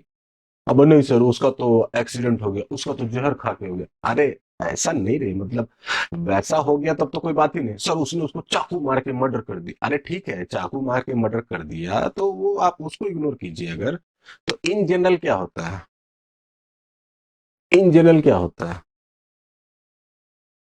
कि आप जैसे जन्म लेते हैं और नॉर्मल अपना एक लाइफ स्पैन जी के और फिर नेचुरली मर जाते हैं, वैसे ही कंपनी लीगली जन्म ली है तो मरेगी भी कैसे, लीगली ही। और मैं आपको बताऊंगा, आगे पढ़ाऊंगा कि once a company is incorporated the shareholders में come and go but the company lives forever. Company तब तक जीवित रहेगी जब तक कि उसको लीगली मार ना दिया जाए, और लीगली मारने के प्रोसेस को ही हम क्या बोलेंगे, winding up of the company. यानी कि बच्चों ध्यान रखिएगा, एक कंपनी 100 100 साल, 200 200 साल, 500 500 साल पुरानी हो सकती है, लेकिन उसको चलाने वाले, उसके जो शेयर होल्डर्स वो 500 साल जिएंगे क्या, नहीं। तो इसलिए कहा गया कि शेयर होल्डर्स बदल सकते हैं लेकिन कंपनी अजर है, अमर है। इंसान इस मृत्यु लोक में, ये जो शरीर है ये नश्वर है, लेकिन कंपनी जो है वो नश्वर शरीर लेके नहीं आई है, वो तो इंटेंजिबल है। हम कंपनी को सिर्फ फील कर सकते हैं, टच नहीं कर सकते, इंटेंजिबल है बच्चों। और इंटेंजिबल के साथ साथ आर्टिफिशियल पर्सन है, distinct from share holders, judicially incorporated body है जिसको कि लॉ के द्वारा जन्म दिया गया है, और इसकी मरण भी सिर्फ लॉ ही कर सकती है और कोई नहीं कर सकता। ठीक है, तो इसीलिए अगर आपको किसी कंपनी को मारना है तो उसको लीगली मारना पड़ेगा, और इस लीगली मारने के प्रोसेस को हम क्या बोलते हैं, winding up of company. Now this statute मतलब कि दिस लॉ, अभी आप लॉ समझिए, दिस लॉ, या ऐसा मतलब एकदम स्पेसिफिक वर्ड बोलूंगा तो स्टैच्यूट मतलब एक्ट कह लीजिए, क्योंकि दिस एक्ट के बारे में बात हो रही है, कंपनीज एक्ट 2013 के बारे में बात हो रही है। लेकिन अभी आप लॉ भी समझिए, एक्ट भी समझिए, क्या तो रहा हूं अभी आप सब समझिए, मैं आगे आपको हर एक वर्ड एक्सप्लेन करूंगा। ये जो एक्ट है कंपनीज एक्ट 2013, ये रिकॉग्नाइज करता है कंपनी को as a separate juridical entity. Separate juridical entity मतलब कि company is distinct and separate from the person incorporating it. यानी कि सपोज कीजिए कि मैंने एक कंपनी बना दी। अभी आप ये मत बोलिएगा सर आप अकेले कैसे बना सकते हैं, हमने तो पढ़ा है कंपनी बनाने के लिए 2 लोग चाहिए। तो मैं कहूंगा बच्चे, कंपनी एक्ट 2013 में ये नया नियम आ गया, लगता है तुम्हें नहीं पता है कि 1 पर्सन भी कंपनी बना सकता है। और वैसे भी मैं ये एक एग्जाम्पल दे रहा हूं, तो इसको एग्जाम्पल की तरह लो। अब तो 1 पर्सन कंपनी वैसे भी बन सकती है 2013 एक्ट में। तो सपोज कीजिए कि मैं एक कंपनी बना रहा हूं। जैसे ही कंपनी इनकॉर्पोरेट हो जाएगी ना, भले ही कंपनी मैंने बनाई है, लेकिन मैं अलग हो जाऊंगा लॉ की नजर में, और कंपनी अलग हो जाएगी। मैं अपने नाम से कॉन्ट्रैक्ट कर पाऊंगा, कंपनी भी अपने नाम से कॉन्ट्रैक्ट कर पाएगी। किसी को केस करना है मुझ पे तो वो मेरे नाम से केस करेगा। ऐसे ही कंपनी के ऊपर किसी को केस करना होगा तो वो कंपनी के नाम से केस करेगा। कंपनी को कोई कॉन्ट्रैक्ट करना है किसी से तो कंपनी अपने नाम से कॉन्ट्रैक्ट करेगी। ठीक है। तो इसीलिए कहा गया है कि कंपनी जैसे ही बनती है वो डिस्टिंक्ट एंड सेपरेट हो जाती है, किससे? From the person who has incorporated it. ठीक है, मानते हैं इस बात को? तो इसीलिए इसको सेपरेट ज्यूरिडिकल एंटिटी बोला जाता है, distinct from its share holders, thereby enabling the firm to own property। Firm मतलब कंपनी मान के चलिए। यहाँ पे मैंने तो आपको उसमें भी बताया है कि वो जो इंग्लिश मतलब यूके की जो इंग्लिश होती है उसमें कंपनी को फर्म बोला जाता है। कि कंपनी अपने नाम से ओन कर सकती है क्या? Property, enter contracts, bear liabilities on its own name, ये सब मैंने अभी आपको बताया ही। It also establishes the duty of directors and key managerial personnel। Directors तो अभी मैंने आपको बताया है कि डायरेक्टर्स कौन होते हैं। डायरेक्टर्स एक तरह के ट्रस्टीज होते हैं बच्चे, किसके? कंपनी के, जिनको की शेयर होल्डर्स इंट्रस्ट करते हैं अपने पैसे से कि आप इन पैसों का सही इस्तेमाल करिए, ऑप्टिमम यूटिलाइजेशन ऑफ रिसोर्सेज करिए और उन प्रोजेक्ट्स में इन्वेस्ट कीजिए जहां से कि कंपनी आरओआई अच्छा कमा सके और हमें फिर उसका लाभ मिले डिविडेंड के फॉर्म में या फिर शेयर का प्राइसेस बढ़े। इसको बोलते हैं कैपिटल एप्रिसिएशन। कई बात आप समझ रहे हैं? ध्यान रखिएगा। मैंने शेयर खरीदा, अगर मान लीजिए, जैसे कि मैं आपको एक एग्जांपल के थ्रू बताता हूं। सपोज कीजिए कि 1 अप्रैल 2019, नहीं अभी 2019 का क्यों एग्जांपल लूं, 2024 की बात करता हूं। मैंने 100 shares of Reliance India limited खरीदे। या छोड़ी ना, रिलायंस इंडिया की बात क्यों करते हैं, जोमेटो की बात करते हैं। मैंने जोमेटो खरीदा।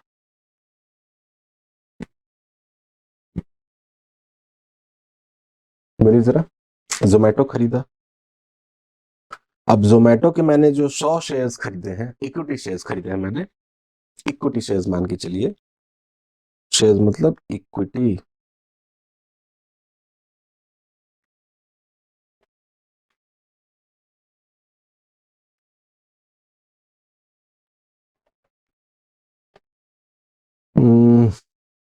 सपोज कीजिए ₹600 पर शेयर खरीदा है,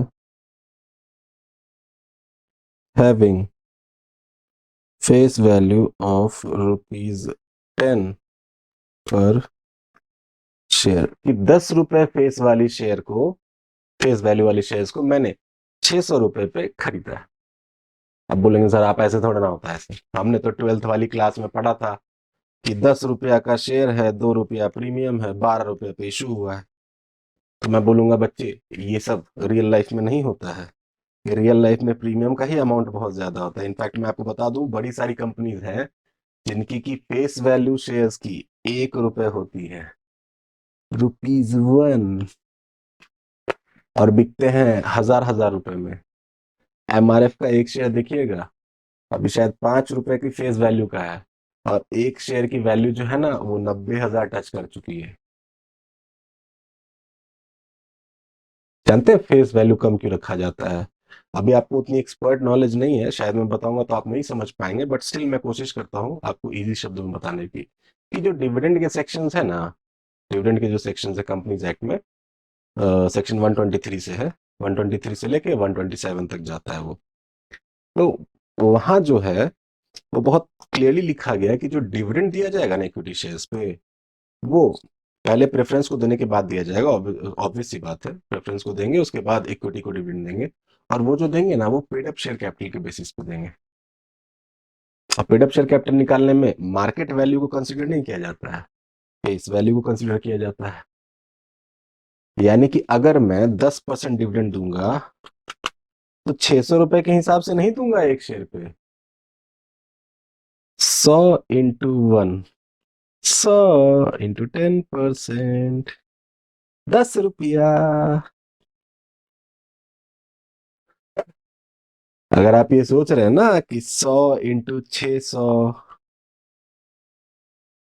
इंटू 10% ये डिविडेंड निकलेगा, नहीं बच्चे, ये गलत सोच रहे हैं आप। लॉ बिल्कुल क्लियर है इस बात पे कि मार्केट वैल्यू के बेसिस पे हम लोग शेयर का डिविडेंड नहीं देंगे। डिविडेंड हमेशा किस पे देंगे? फेस वैल्यू के बेसिस पे। तो इसीलिए कंपनीज क्या करती हैं कि फेस वैल्यू कम रखती हैं, और जो नॉर्मल लोग होते हैं उनको पता ही नहीं होता कि फेस वैल्यू कितना है, वो ध्यान भी नहीं देते हैं। उनको सिर्फ इतना पता, अरे फलाने कंपनी का शेयर आ गया, इतने पे मिल रहा है, ले लो ले लो ले लो। तो अगर आप डिविडेंड के लिए इन्वेस्टमेंट कर रहे हैं डिविडेंड के पॉइंट ऑफ व्यू से, तो फिर आपको पहले फेस वैल्यू चेक कर लेना चाहिए कि फेस वैल्यू क्या है। लेकिन अगर आपका जो इंटेंशन है वो डिविडेंड नहीं है, आपका जो इंटेंशन है वो लॉन्ग टर्म कैपिटल गेन्स है, कैपिटल एप्रिसिएशन, जैसे कि मैं अगर किसी कंपनी में शेयर्स खरीदता हूं तो मैं डिविडेंड के लिए नहीं खरीदता, मुझे चाहिए कि मेरी कैपिटल अप्रिशिएट हो। अब वो कैसे होगी जरा देखिए। इसी में अगर आप देखिए कि मैंने कब खरीदा है शेयर्स, 1 अप्रैल 2024 को, और फिर 31 मार्च 2025 को मैं चाहता हूं कि मैं 100 शेयर्स बेच दूं, और इस दिन जो रेट चल रहा है शेयर्स का वो ₹1000 हो गया है पर शेयर। अब बताइए, मुझे अगर पूरे साल का डिविडेंड भी मिलेगा तो कितना मिलेगा? पूरे 1 साल का डिविडेंड कितना मिलेगा मुझे? अगर 10% 20% दे देंगे तो 10 या 20 रुपए। क्या मैं पूरे साल में ये 100 × 600 60,000 रुपए लगा के, क्या मैं 20,000 या 10,000 रुपए, सॉरी 20 या 10 रुपए कमाने के लिए मैं 60,000 रुपए लगा रहा हूं? और अगर ऐसा है तो मैं बोलूंगा मैं सबसे बड़ा बेवकूफ इन्वेस्टर हूं कि मैंने 60,000 रुपए लगाए और कमाया कितना? 10 रुपए और 20 रुपए। आपको पता है बच्चे, आपकी अपॉर्चुनिटी कॉस्ट कितनी निकल के आ जाएगी? बहुत ज्यादा। इसको मैं कम से कम अगर रिस्क फ्री बॉन्ड्स में भी इन्वेस्ट कर देता ना, बैंक में जाके एफडी भी कर देता, तो इससे कहीं ज्यादा रिटर्न मिल जाता। तो इसीलिए जब भी मैं किसी शेयर में अगर इन्वेस्ट करता हूं तो मेरा पर्पस हमेशा लॉन्ग टर्म होता है। एक तो मैं ये शॉर्ट टर्म और इंट्राडे वगैरह से बहुत भागता हूं, मैं ये नहीं करता। मैं लॉन्ग टर्म इन्वेस्टर हूं, लगा के चुपचाप बैठ जाता हूं, देखता हूं कि जब बढ़ रहा है तब अपना उसको मार्केट में मैं अपना सेल ऑफ कर देता हूं। तो अब ये क्या हो गया जरा देखिए, ये हो गया बच्चों ₹1,00,000। बोलिए जरा, ₹1,00,000 हो गया ना? तो 1 साल पहले मैंने लगाया कितना था? ₹60,000। तो मैं बोलूंगा कि मेरा कैपिटल एप्रिसिएशन कितना हुआ है? बोलूंगा ₹40,000। तो मैं बोलूंगा कि मैंने कमाए 40,000। कितने पे? 60,000 पे। तो जरा निकालिए कितना हो गया आपका रेट ऑफ रिटर्न। कैलकुलेटर कहाँ है मेरा? 40,000 डिवाइडेड बाई 60,000 इंटू 10, 66.67। वाह, क्या कमाया है मैंने। मतलब मेरा रिटर्न जो है वो लगभग 2/3 है। जितना पैसा मैंने लगाया था उसका 2/3 मैंने कमा लिया। आप बताइए, 1 साल के अंदर इतनी पावर होती है इक्विटी शेयर्स में। तो आप हमेशा डिविडेंड के लिए मत सोचिए। आप ये सोचिए कि आपका वैल्यू, आपका वेल्थ मैक्सिमाइज हो, आपके शेयर के प्राइसेस बढ़े, तो आपको कैपिटल एप्रिसिएशन ज्यादा बेनिफिट करेगा rather than in comparison to dividend. ठीक है, चलिए, तो अगर ये बात क्लियर है बच्चों, तो आगे बात करते हैं हम लोग। तो it also establishes duties of directors, key managerial personnel, promoting transparency, fiduciary responsibility and ethical decision making sorry। तो प्रोमोटिंग ट्रांसपेरेंसी, ट्रांसपेरेंसी मतलब बच्चों कि डायरेक्टर्स जो भी काम हो, जो भी काम कर रहे हो, उसको ट्रांसपेरेंट तरीके से बुक्स ऑफ अकाउंट्स में और अपने बोर्ड रिपोर्ट्स में बहुत अच्छे से एजीएम में या ईजीएम में सारे स्टेक होल्डर्स के सामने रखें। ये ट्रांसपेरेंसी मेंटेन होनी चाहिए। ऐसा नहीं हो कि डायरेक्टर्स कुछ छुपा के शेयर होल्डर्स के पैसे का गलत मिस यूटिलाइजेशन कर रहे हैं। ठीक है, दूसरा कहता है कि फिड्यूशियरी रिलेशनशिप, फिड्यूशियरी रिलेशनशिप समझते हैं बच्चे? फिड्यूशियरी रिलेशनशिप होता है ट्रस्ट का रिलेशनशिप, ट्रस्ट एंड कॉन्फिडेंस का रिलेशनशिप। मुझे एक बात बताइए, मैंने जोमेटो के शेयर्स खरीदे, क्यों खरीदे? क्या कोई और कंपनी नहीं थी? मैंने क्यों जोमेटो के शेयर्स खरीदे? मैंने इसलिए खरीदा क्योंकि पहला तो मैंने देखा कि कंपनी ग्रो कर रही है, और दूसरा जो उसके ओनर है मिस्टर दीपेंद्र गोयल साहब, उन पे मुझे ये भरोसा है, ट्रस्ट है, कॉन्फिडेंस है कि उनका बिजनेस एक्यूमेन अच्छा है, वो कंपनी को और आगे लेके जाएंगे। और अगर कंपनी आगे जाएगी तो कंपनी के शेयर के प्राइसेस बढ़ेंगे, और अगर शेयर के प्राइसेस बढ़ेंगे तो मैं कमाऊंगा। तो यानी कि मैं उन पर भरोसा कर रहा हूं, ट्रस्ट कर रहा हूं, मुझे उन पे कॉन्फिडेंस है। यही जो मेरे और उनके बीच का एक रिश्ता है ना बच्चों, ट्रस्ट और कॉन्फिडेंस का, इसी को बोलते हैं फिड्यूशरी रिलेशनशिप। वो कोई मेरे रिश्ते में भाई थोड़े लगते हैं, मेरे मामा चाचा ताया थोड़े लगते हैं, लेकिन बच्चों मेरे और उनके फिड्यूशरी रिलेशनशिप हैं। मैंने उनको अपने पैसे दिए हैं, और ये उनका दायित्व, उनकी रिस्पॉन्सिबिलिटी है कि वो मेरे पैसों को इस तरह से यूटिलाइज करें जैसे वो अपने पैसों को करते। और जैसे वो अपने पैसों को इन्वेस्ट करके कमाते, वैसे ही मेरे पैसों को भी बिजनेस में इन्वेस्ट करें, कमाए, और मेरा पैसा मुझे इंक्रीज करके रिटर्न के फॉर्म में मिले।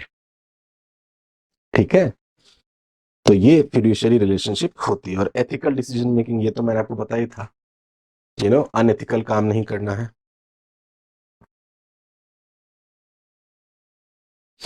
Now through provisions of corporate governance का ही कुछ प्रोविजंस होते हैं।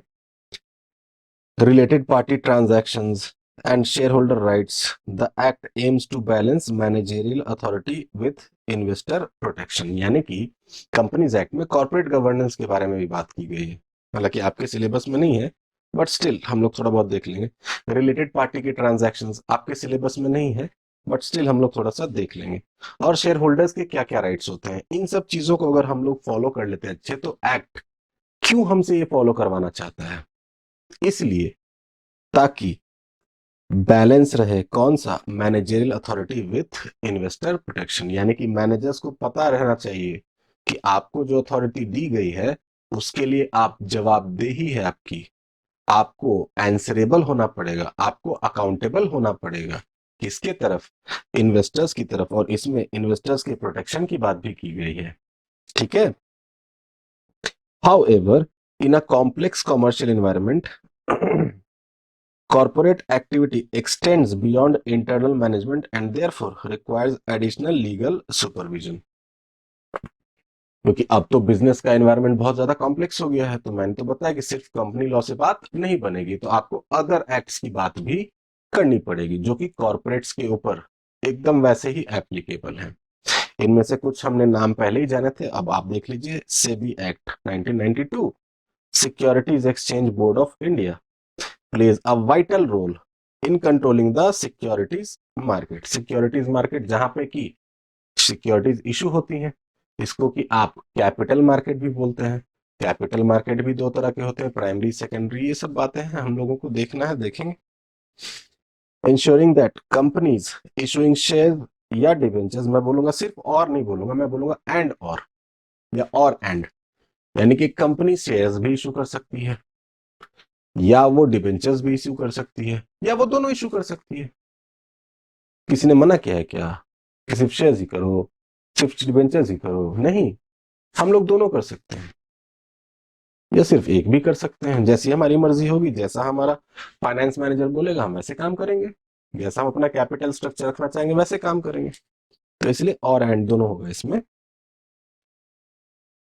Shares debentures follow fair disclosure standards, listing requirements and trading regulations। बच्चे लिस्टिंग रिक्वायरमेंट्स तो मैंने आपको पहले ही बताया था कि सेबी, आईसीडीआर, एलओडीआर, इन सब की बातें, लेकिन आपके सिलेबस में नहीं है, तो मैं इसमें बहुत ज्यादा चर्चा करके टाइम वेस्ट नहीं करना चाहूंगा। लेकिन हाँ, जब हम लोग शेयर्स वगैरह पढ़ रहे होंगे ना, और सेबी जब पढ़ रहे होंगे लास्ट यूनिट में, तो जब सेबी पढ़ रहे होंगे वहां पे थोड़ा सा इसका जिक्र आएगा, तो मैं वहां पे आपको थोड़ा सा आईसीडीआर और एलओडीआर के बारे में बताऊंगा क्या होता है। अभी आप बस समझ लीजिए कि आईसीडीआर कुछ होता है, एक रेगुलेशन है जो कि सेबी लाई है। आपको अगर सिक्योरिटीज इशू करना है तो आपको इन रेगुलेशंस को फॉलो करना पड़ेगा। एलओडीआर भी एक रेगुलेशन है जो कि सेबी लेके आई है, आपको इसको फॉलो करना पड़ेगा अगर आप अपने सिक्योरिटीज को लिस्ट कराना चाहते हैं on any of the stock exchange in India. Now SEBI's regulatory oversight prevents price rigging. Price rigging समझते हैं बच्चों? प्राइस रिगिंग का मतलब समझते हैं क्या? चलिए मैं थोड़ा सा आपको प्राइस रिगिंग बता देता हूं।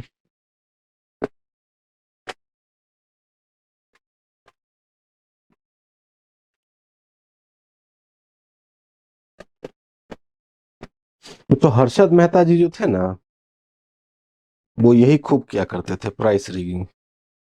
आप कहेंगे सर प्राइस रिगिंग होती क्या है, पहले ये तो बताओ। मैं बताता हूं आपको। जब किसी भी सिक्योरिटीज का, आप सिक्योरिटीज का मतलब तो आप समझ ही रहे हैं, कोई भी चीज, चाहे शेयर्स हो चाहे डिबेंचर्स हो, किसी भी चीज का, तो मैं सिक्योरिटीज में वाइडर टर्म यूज कर रहा हूं कि कोई कंपनी या कोई पर्सन जब किसी भी सिक्योरिटीज का artificial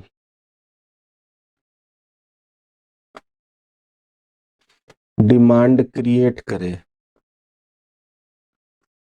in order to increase its price, तो इसको हम लोग बोलते हैं प्राइस रिगिंग। यानी कि ध्यान दीजिएगा, हर्षद मेहता साहब यही करते थे। वो क्या करते थे कि पहले सारे शेयर्स को खुद ही अपना ही पैसा डाल डाल के खरीद खरीद के शेयर्स की वैल्यू चढ़ा देते थे, और फिर जब वैल्यू और बढ़ने लगती थी तो डंप कर देते थे सारे शेयर्स को, सबको बेच देते थे, प्रॉफिट बुक करके वो निकल जाते थे। और लोग तो इसलिए खरीद रहे थे क्योंकि लगता था उनको कि वो बहुत ज्यादा डिमांड है उसकी, जबकि वो डिमांड असल में थी नहीं, वो एक आर्टिफिशियल डिमांड क्रिएट की गई थी उन्हीं के द्वारा, वो अपने ही लोगों से खरीदवा रहे थे। तो ये जो होता है बच्चों, प्राइस रिगिंग होता है। तो सेबी इसको स्ट्रिक्टली प्रोहिबिट करती है। अगर आपको पकड़ लिया गया प्राइस रिगिंग करते हुए, और आगे एक और चीज पढ़ेंगे, क्या नाम है, मैं भूल रहा हूँ अभी, अरे, अनपब्लिश्ड प्राइस सेंसिटिव इंफॉर्मेशन। ठीक है, अगर ये करते हुए आपको पकड़ा गया तो बच्चों आप बहुत अच्छे से, आपको उसमें किया जाएगा, बहुत अच्छा से फाइन लगेगा आप पे। ठीक है, तो SEBI regulatory oversight prevents price rigging, fraudulent inducement. Fraudulent inducement मतलब कि कोई आपको धोखा दे के इंड्यूस कर दे, मतलब आपको चढ़ा दे कि अरे उस कंपनी का शेयर खरीदो ना, जबकि आपको पता है कि वो कंपनी डूबने वाली है, आपको पता है कि वो कंपनी डूबने वाली है, तो आप जब उसको चढ़ा रहे थे, आप जब उसको फ्रॉड मतलब इंड्यूस कर रहे थे, मतलब आप उसको जब मोटिवेट कर रहे थे उस कंपनी के शेयर्स खरीदने के लिए, तो आपको पता था कि वो कंपनी भागने वाली है पैसा लेके, वो कंपनी डूबने वाली है पैसा लेके, फिर भी आपने जानबूझकर किसी को चढ़ा दिया, उकसा दिया कि अरे उस कंपनी का खरीदो, और उसने आप पे भरोसा किया, और भरोसा करके उसने पैसे लगा दिए और उसके पैसे डूब गए। तो सेबी है इसके लिए। ठीक है, सेबी है इसके लिए। इसी को बोलते हैं बच्चे inducement and misuse of unpublished price sensitive information. Unpublished price sensitive information क्या होता है बच्चों? जैसे कि मान लीजिए कि मैं किसी कंपनी में डायरेक्टर हूं, ठीक है, अब क्योंकि मैं उस कंपनी में डायरेक्टर हूं, तो मेरे पास तो बड़े सारे राज होंगे कंपनी के। जैसे कि मान लीजिए कि मुझे अभी पता चला कि इस कंपनी को जिसमें कि मैं डायरेक्टर हूं, उस कंपनी को एक बहुत बड़ा कॉन्ट्रैक्ट मिला है बिलियंस ऑफ डॉलर्स का, जिससे कि कंपनी की प्रॉफिटेबिलिटी बहुत बढ़ जाएगी। अच्छा, ये बात अभी पब्लिक नहीं हुई है, ये सिर्फ कुछ सेलेक्टेड लोगों को पता है। और अब मैं ये जान रहा हूं कि ये बात जिस दिन पब्लिक होगी उस दिन इस कंपनी के शेयर्स बूम करेंगे, मार्केट ऊपर जाएगा। अब मैं क्या करूंगा कि मैं अपने नाते रिश्तेदारों को बोलूंगा, अरे सुनो, मेरी कंपनी में ये कॉन्ट्रैक्ट हो गया है, 10 दिन में मार्केट में ये न्यूज आने वाली, उससे पहले जितना शेयर्स खरीद सकते हो उठा लो, क्योंकि उसके बाद प्राइस बढ़ेंगे तो हम लोग बेच लेंगे और प्रॉफिट बुक कर लेंगे। अब बताइए बच्चों, अगर ये हो गया तो आपको नहीं लगता है कि हर डायरेक्टर यही कर रहा होगा? और सेबी इसके ऊपर बहुत स्ट्रिक्ट है बच्चों। इसमें जो ये फाइन है ना, वो मिनिमम 25 करोड़ के आसपास की है, मिनिमम। और जो मैक्सिमम है वो आपने जितना प्रॉफिट बुक किया है उसका 3 टाइम्स, मतलब जितना आपने प्रॉफिट कमाया उसका 3 टाइम्स, और 25 crore, whichever is higher. तो हम लोग बात करेंगे वहां पे जब सेबी में जाएंगे तब। तो इस तरह से अगर सेबी काम करती है तो जो रिटेल इन्वेस्टर्स होते हैं, मतलब छोटे इन्वेस्टर्स, मेरे जैसे लोग रिटेल इन्वेस्टर्स होते हैं, इन लोगों का भरोसा रहता है इंस्टीट्यूशन में, ट्रस्ट रहता है। Now, this law ensures that capital mobilization occurs in a disciplined and transparent manner। यानी कि ये जो लॉ है सेबी का, ये अश्योर करता है लोगों को कि भैया आपके पैसे जो हैं वो सही तरीके से मोबिलाइज हो रहे हैं कंपनी के पास, और आपके पास कंप्लीट ट्रांसपेरेंसी रहेगी, आपके पैसे सेफ रहेंगे। नाउ अब कहता है फेमा के बारे में थोड़ा सा समझ लीजिए कि फेमा के बारे में कहता है कि इंटरनेशनल ट्रेड और इन्वेस्टमेंट जैसे जैसे बढ़ा, जो कि मैंने आपको बताया ही, एलपीजी के बाद बढ़ा, लिबरलाइजेशन, प्राइवेटाइजेशन, ग्लोबलाइजेशन 1990s के दौर में, तो इसके बाद फॉरेन एक्सचेंज को बहुत ज्यादा अहमियत मिली, बहुत ज्यादा एसेंशियल हो गया वो। तो इसीलिए फॉरेन एक्सचेंज मैनेजमेंट एक्ट को लाया गया, क्योंकि पहले मैंने बताया आपको फॉरेन एक्सचेंज रेगुलेशन एक्ट थे, जिसमें कि बहुत मतलब हर बात के लिए परमिशन ही लेना होता था, फिर चाहे वो आरबीआई से लेना हो या सेंट्रल गवर्नमेंट से लेना हो, और अगर आपने छोटा सा भी कुछ उसमें वायलेशन कर दिया तो आपके ऊपर क्रिमिनल केस हो जाता था, उठा के जेल ले जाते थे आपको। ठीक है, तो इसीलिए फेरा को रिप्लेस किया गया फेमा से, यानी कि फेरा को रिपील किया गया फेमा से 1999 में, जो कि गवर्न करता है फॉरेन डायरेक्ट इन्वेस्टमेंट्स को, ओवरसीज बोरोइंग्स को। ओवरसीज बोरोइंग्स होती है ना, एडीआर जीडीआर, इनके बारे में बात आपको करनी है। सुना है आपने ये words, ADR GDR? American depository receipts, global depository receipts. सुना है तो अच्छा, नहीं सुना तो मैं सुना दूंगा। एक्सपोर्ट रिसीट्स, यानी कि हमने कुछ एक्सपोर्ट किया है, पैसा आएगा, तो ऑब्वियस सी बात है मोस्टली जो कॉन्ट्रैक्ट्स होते हैं वो अभी डॉलर्स में होते हैं, अमेरिकन डॉलर्स में। तो डॉलर्स में पेमेंट आती है तो फॉरेन एक्सचेंज ही तो आ रहा है। Cross border fund transfer, cross border fund transfer मतलब यहां से इंडिया से पैसा बाहर जा रहा है या बाहर से पैसा इंडिया आ रहा है। एक कंट्री से दूसरी कंट्री में पैसा के जाने या आने को क्रॉस बॉर्डर ट्रांसफर या ट्रांजैक्शन या फंड ट्रांसफर बोलते हैं। बच्चों पता नहीं आपको पता है कि नहीं, इसके लिए स्विफ्ट का यूज करते हैं, स्विफ्ट पेमेंट मेथड को यूज करते हैं। हम लोग बात करेंगे इसके बारे में फेमा में। फिर कहता है कि unlike earlier control oriented legislation, मतलब कि पहले जो फेरा था, तो फेरा बहुत ज्यादा कंट्रोलिंग नेचर का था, बहुत ज्यादा हार्ड नेचर का था, बहुत ज्यादा स्ट्रिंजेंट नेचर का था। और ये जो फेमा है ये उसकी तरह नहीं है, यानी कि ये उतना हार्ड नहीं है, उतना स्ट्रिक्ट नहीं है। ठीक है, तो इसलिए बोला है unlike. FEMA adopts a management based approach, management based approach मतलब कि आपको गाइडेंस दिया जाएगा, आपको गाइड किया जाएगा। अगर आपने वायलेशन कर भी दिया तो फाइन पेनल्टीज से आपको काम चला दिया जाएगा, आपको जेल नहीं भेजा जाएगा।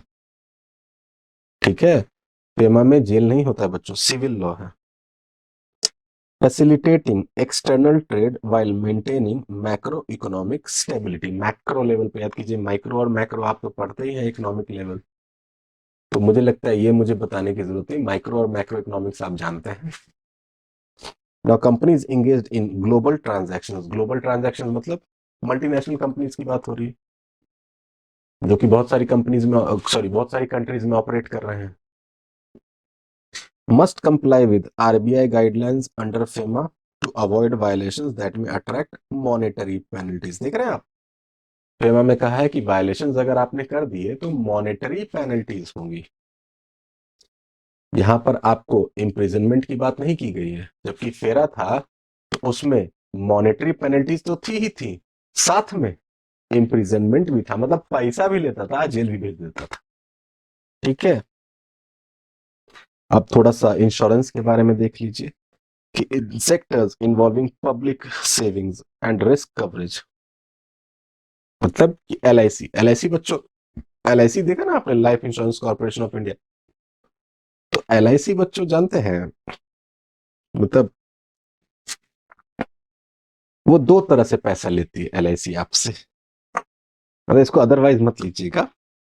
आपने देखा होगा कि एक एलआईसी के अंकल आते हैं ऐसा झोला लेके ना, सुबह सुबह जो है पूरे घर में सबको जानते हैं, उस मोहल्ले में सबको जानते हैं, सबसे हाय हेलो अपना पॉलिसीज बेच लेते हैं एलआईसी की। तो वो आपके घर में आएंगे, आराम से चाय वाय पियेंगे और आपको हमेशा दो बात बोलेंगे, एलआईसी में पैसा डालो, कहीं मर गए तो, मतलब सुबह सुबह आएंगे इतनी अच्छी बात करें, अरे तुम मर गए तो तुम्हारे घर वालों को कौन देखेगा, कम से कम तुम मर जाओगे तो पैसा तो मिलेगा। यार क्या बात कर रहे हैं आप, अच्छा ठीक है चलिए मान लेता हूँ। तो मैंने कहा नहीं, अभी तो एलआईसी की जरूरत नहीं है, अभी अभी मैं जीऊंगा, अभी मरूंगा नहीं। तो फिर दूसरा दूसरा पैतरा, अरे नहीं मरोगे, जीते रहोगे तो भी तो जब तुम्हारी पॉलिसी खत्म होगी ना तो इसका पूरा डबल अमाउंट तुमको मिल ही जाएगा। तो एक तरह से तुम्हारे सेविंग्स भी है और सेविंग्स के साथ साथ लाइफ का कवर भी है। तो अब वो आपको दोनों तरफ से मोटिवेट करेंगे कि तुम्हारा पैसा भी सेव हो रहा है जो कि तुमको फ्यूचर में रिटर्न देगा, और अगर कुछ हो गया तो पैसा भी मिलेगा घर वालों को। तो अब आदमी मोटिवेट हो जाता है, और एलआईसी में या तो वो अपनी मौत के डर से पैसा डाल देता है, या फिर सोचता है कि चलो कुछ पैसा ही सेव हो जाएगा, इनकम टैक्स का बेनिफिट भी मिल जाएगा, और साथ के साथ पैसा कुछ अगर हो गया हमें तो हमारे घर वालों को पैसा भी मिल जाएगा। तो इस तरह से एलआईसी पैसा ले लेते हैं आपके। खैर वो एक अलग चीज है, मैं ऐसे ही आराम से ऑन अ लाइटर नोट में बोल रहा था, मेरा ऐसा कोई इंटेंशन नहीं है किसी को हर्ट करने का, हम लाइटर नोट में बोल रहा था। तो स्पेशलाइज्ड रेगुलेशन बिकम्स नेसेसरी, कि जब भी इंश्योरेंस की बात होगी तो सिर्फ कंपनीज एक्ट से बात नहीं बनेगी, इंश्योरेंस सेक्टर के लिए एक अलग से स्पेशलाइज्ड लॉ का होना बहुत जरूरी है, और ये है भी। और ये कौन सा है? Insurance regulatory and development act 1999।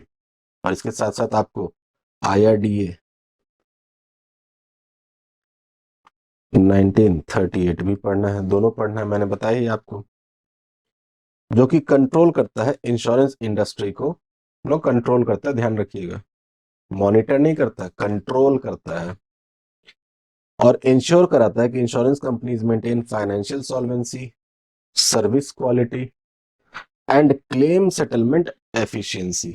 यानी कि ध्यान रखिएगा, फाइनेंशियल सॉल्वेंसी मतलब कि उनके कैपिटल एडिक्वेसी नॉर्म्स दे रखे हैं, ये हम लोग जब वो पढ़ेंगे तब उसके बारे में बात करेंगे कि कैपिटल एडिक्वेसी नॉर्म्स आप फॉलो कर रहे हैं कि नहीं, जितना सॉल्वेंसी बोला गया है उतनी सॉल्वेंसी आपके पास है कि नहीं, क्योंकि अचानक से क्लेम आ जाएगा तो आप पैसा कहां से देंगे अगर आपके पास सॉल्वेंसी नहीं है। आप कोई कोई आदमी इसलिए थोड़ा ना नहीं मरेगा कि मान लीजिए किसी ने इंश्योरेंस पॉलिसी ले रखा है, मान लीजिए सपोज की 10 करोड़ की पॉलिसी ले रखी है और उसमें डबल बेनिफिट कवर है, मतलब कि अगर आपको कुछ हो गया तो 2 गुना पैसा मिलेगा, 20 करोड़ मिलेगा, और वो बेचारा मरने वाला है, और कंपनी के पास 20 करोड़ है नहीं, एलआईसी कंपनी के पास 20 करोड़ है नहीं, सब मिला के उसके पास सिर्फ अभी 2 करोड़ के ही सॉल्वेंसी है।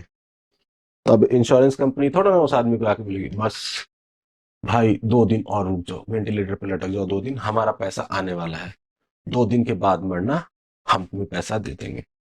अब बताइए, यमराज आके खड़ा है, वो बोल रहा है रुक जाओ यमराज, यमराज जी बस 2 दिन और रुक जाइए, अभी मरूंगा तो मेरे घर वालों को पैसा नहीं मिल पाएगा क्योंकि सॉल्वेंसी नहीं है मेरी एलआईसी कंपनी के पास। ऐसा होगा क्या बच्चों? आपको लगता है सरकार ऐसा होने देगी? ना, यमराज आ गए तो लेके ही जाएंगे आपको। और आपकी इंश्योरेंस कंपनी को आपको पैसा देना ही पड़ेगा, इसीलिए कंपनी गवर्नमेंट ने उनके लिए कैपिटल एडिकेसी नॉर्म्स बना के रखे हैं कि ये आपको हर हाल में मेंटेन करना ही करना है। ठीक है, इसमें फाइनेंशियल सॉल्वेंसी आएगी, सर्विस की क्वालिटी होनी चाहिए कि आप सर्विसेज अच्छा दें, at the same time claim भी आप एफिशिएंटली सेटल करें, मतलब कि जल्द से जल्द और सही तरीके से सेटल करें। ये नहीं कि अब फैमिली वालों को चक्कर पे चक्कर लगवा रहे हैं। पुराने समय में बच्चों जब सिर्फ एलआईसी हुआ करती थी तो हमने वो भी दौर देखा है कि मरने वाला मर गया और एलआईसी वाले अंकल ने इतना प्रॉमिस किया था कि मरोगे तो ये हो जाएगा, वो हो जाएगा, 10 दिन में पैसा मिल जाएगा, ये हो जाएगा, हो जाएगा, और 10-10 साल दौड़ रहे हैं, पैसा नहीं मिला है। तो वो भी दौर देखा है हमने। तो भला हो उन प्राइवेट कंपनीज में, जब उन्होंने आए, प्राइवेट कंपनीज आए, तो ये थोड़ा सा फास्ट हो गया, तो उसके अकॉर्डिंगली एलआईसी को भी कंपटीशन में रहने के लिए अब अपनी सब चीजों को फास्ट करना पड़ा, वरना पहले एलआईसी की मोनोपोली थी। अब तो हर प्राइवेट कंपनी जो कि बड़ी है या पब्लिक कंपनी, वो इस फील्ड में है, इस सेक्टर में है। इसलिए बच्चों एफिशिएंटली आपको फॉलो करना पड़ेगा। फिर कहता है corporate insurance are required to follow licensing norms, यानी कि आपको लाइसेंस लेना पड़ेगा पहले। कैपिटल एडिकेसी रूल्स, यही मैं भी आपको बता रहा था, and policy holder protection measures, thereby strengthening trust in long term financial products, यानी कि आपके जो फाइनेंशियल प्रोडक्ट्स, यानी कि आपकी जो पॉलिसीज हैं, अलग अलग तरह की पॉलिसीज होती है ना बच्चों। कुछ प्लान्स होते हैं जैसे कि एंडाउमेंट प्लान होते हैं, मनी बैक प्लान्स होते हैं, एजुकेशन प्लान्स होते हैं, जीवन आनंद, जिंदगी के साथ भी जिंदगी के बाद भी, एलआईसी इंडिया तो इस तरह की बातें हो रही हैं। ठीक है, now further more business operations ultimately affect consumers. अब हम लोग थोड़ा कंज्यूमर प्रोटेक्शन का इंट्रोडक्शन ले लीजिए कि लास्टली अब ये इंट्रोडक्शन में कहा जा रहा है कि अब कोई भी कंपनी को अगर आप ले लीजिए तो घुमा फिरा के हर कंपनी क्या कर रही है, अपने कस्टमर्स को ही तो सर्व कर रही है। एलआईसी कंपनी किसको कस्टमर समझेगी? उन्हीं को जो उनसे इंश्योरेंस खरीदती है कि नहीं? कंपनीज जो भी हैं उनके ऊपर कंपनीज लॉ अप्लाई हो रहा है, तो हर कंपनी क्या कर रही है? बिजनेस ही कर रही है। और अगर आप बिजनेस कर रहे हैं तो ऑब्वियस सी बात है, बिजनेस दो ही तरह का आप कर सकते हैं, या तो आप गुड्स का करेंगे या फिर आप सर्विसेज का करेंगे। अब गुड्स में भी आप दो तरह का कर सकते हैं, या तो आप मैन्युफैक्चरर होंगे या फिर आप सीधा क्या होंगे, रिटेलर होंगे, या जो भी हैं आप ट्रेडर होंगे। तो मैन्युफैक्चरिंग प्लस ट्रेडिंग भी कर सकते हैं आप, और सिर्फ ट्रेडिंग आप कर सकते हैं गुड्स के केस में, और सर्विसेज के केस में तो आप सर्विस प्रोवाइडर हैं। तो आप एक बात समझिए कि किसी भी फॉर्म में आपने कंपनी बनाई है, किसी भी चीज की कंपनी बनाई है आपने, अल्टीमेटली आपका कोई ना कोई तो कस्टमर ही होगा जो आपके गुड्स या फिर सर्विसेज को कंज्यूम कर रहा होगा, और वो आपका कस्टमर बन गया। और क्योंकि वो आपका कस्टमर है और वो आपके गुड्स या फिर सर्विसेज को कंज्यूम कर रहा है, तो वो आपके लिए क्या बन गया? कंज्यूमर बन गया। अब एक बात बताइए, आप कुछ भी दे दीजिएगा तो ऐसे थोड़ा ना। मान लीजिए कि पेप्सी खोले, पिए और डायरिया हो रहा है, अब बताइए क्या करें? कहीं तो जाना होगा ना कि पेप्सी में ऐसा क्या था कि मेरे साथ ऐसा, सॉरी पेप्सी को मैं नहीं कह रहा, मतलब सॉफ्ट ड्रिंक में ऐसा क्या था, सॉरी पेप्सी, वो फ्लो फ्लो में मैंने पेप्सी बोल दिया। सॉरी पेप्सी, आप दिल पे ना ले, मैंने एग्जाम्पल के लिए कोट किया था, मैं सॉफ्ट ड्रिंक बोल रहा हूँ, मैं अपनी बात को बदल रहा हूँ कि हमने कोई सॉफ्ट ड्रिंक पिया, हमने कोई वेफर्स खाए, कुछ भी खाया, हमने कोई नमकीन खा लिया और हमारे प्रॉब्लम हो गई, तो किसके पास आप जाएंगे? ऑब्वियस सी बात है, कंज्यूमर प्रोटेक्शन के पास जाएंगे। ठीक है, तो कंज्यूमर प्रोटेक्शन एक्ट को आपको देखना है, और ये तो मैंने आपको बता ही दिया कि ये रिपील हो चुका है, तो जो न्यू एक्ट है वो आपको देखना है। और ये strict standard against defective goods, deficient services, देखिए मैंने गुड्स और सर्विसेज दोनों का जिक्र किया था, दोनों चीजें हो रही हैं। गुड्स डिफेक्टिव होते हैं, अगर गुड्स की क्वालिटी खराब है तो क्या बोलेंगे? डिफेक्टिव गुड्स है। और अगर सर्विसेज की क्वालिटी खराब है तो हम डिफेक्टिव सर्विसेज नहीं बोलेंगे, हम बोलेंगे deficient services. Unfair trade practices, झूठ बोल के सामान बेच देना। एक एक मैं आपको बताता हूँ बच्चों, पता नहीं आप लोगों ने ये पिया है कि नहीं, रेड बुल। मैंने तो नहीं पिया अभी तक, कि मुझे ये सब पसंद नहीं है रेड बुल वगैरह। हम लोग बस पानी पीते हैं। एक बार, एक सेकंड।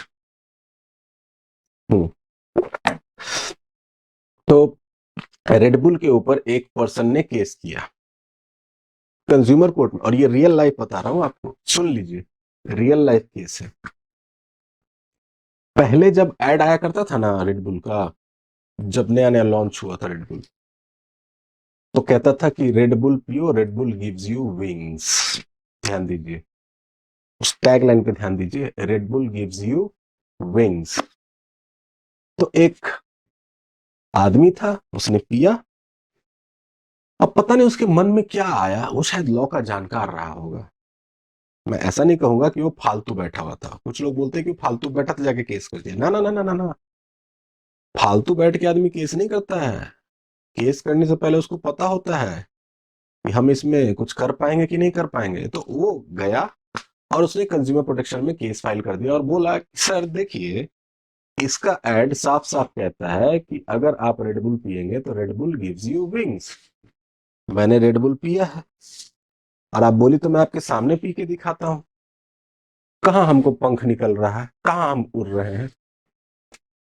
तो रेड बुल वाले को नोटिस किया गया, समन किया गया। वो आया तो बोलता कि अरे हम ऐसे थोड़ा ना बोले हैं, हम तो बोले हैं इस तरह से कि आपको एकदम से मतलब, आप तो एकदम लिटिल मीनिंग पकड़ के बैठ गए। हमने तो इस तरह से बोला है कि भावनाओं को समझिए आप, कि वो आपको उड़ान देगा, मतलब कि आपको एनर्जाइज कर देगा, और आप काम में अपनी फिर से इस तरह से एक्टिव होके काम करेंगे कि आपको फील होगा कि आप उड़ते हुए काम कर रहे हैं। तो बोला ऐसा थोड़ा ना होता है। तो आपको लिखना चाहिए था ना कि मेरी भावना ये है। ऐसा आपने कहाँ लिखा है? आपने जो लिखा या आपने जो बोला, मैंने वही समझ के पिया, और हमको विंग्स चाहिए, वो भी अड़ गया। आपको पता है, यकीन मानिए, उस बंदे ने केस जीता। रेड बुल को कॉम्पनसेशन देना पड़ा और उस एड को विड्रॉ करना पड़ा। अब आप रेड बुल का एड देखेंगे ना, तो वो नहीं बोलता उसमें कि red bull gives you wings. तो इतनी ताकत है बच्चों कंज्यूमर फोरम्स में और कंज्यूमर प्रोटेक्शन एक्ट में। ठीक है, तो इसीलिए कंज्यूमर प्रोटेक्शन एक्ट तो आप समझिए कि ये हर एक आदमी को पता होना चाहिए, हर इंसान को पता होना चाहिए, क्योंकि आप आए दिन कुछ ना कुछ खरीद रहे हैं। जैसे कि मैं बिहार में हूं, पटना में। तो मैं एक चीज नोटिस करता हूं कि जब गर्मी का टाइम आता है, तो बिहार में खास करके ये बहुत चलता है। कोल्ड ड्रिंक्स के शॉप वाले जो होते हैं ना, आपने गौर किया होगा, पता नहीं, वो ना कोल्ड ड्रिंक का रेट बढ़ा के लेते हैं।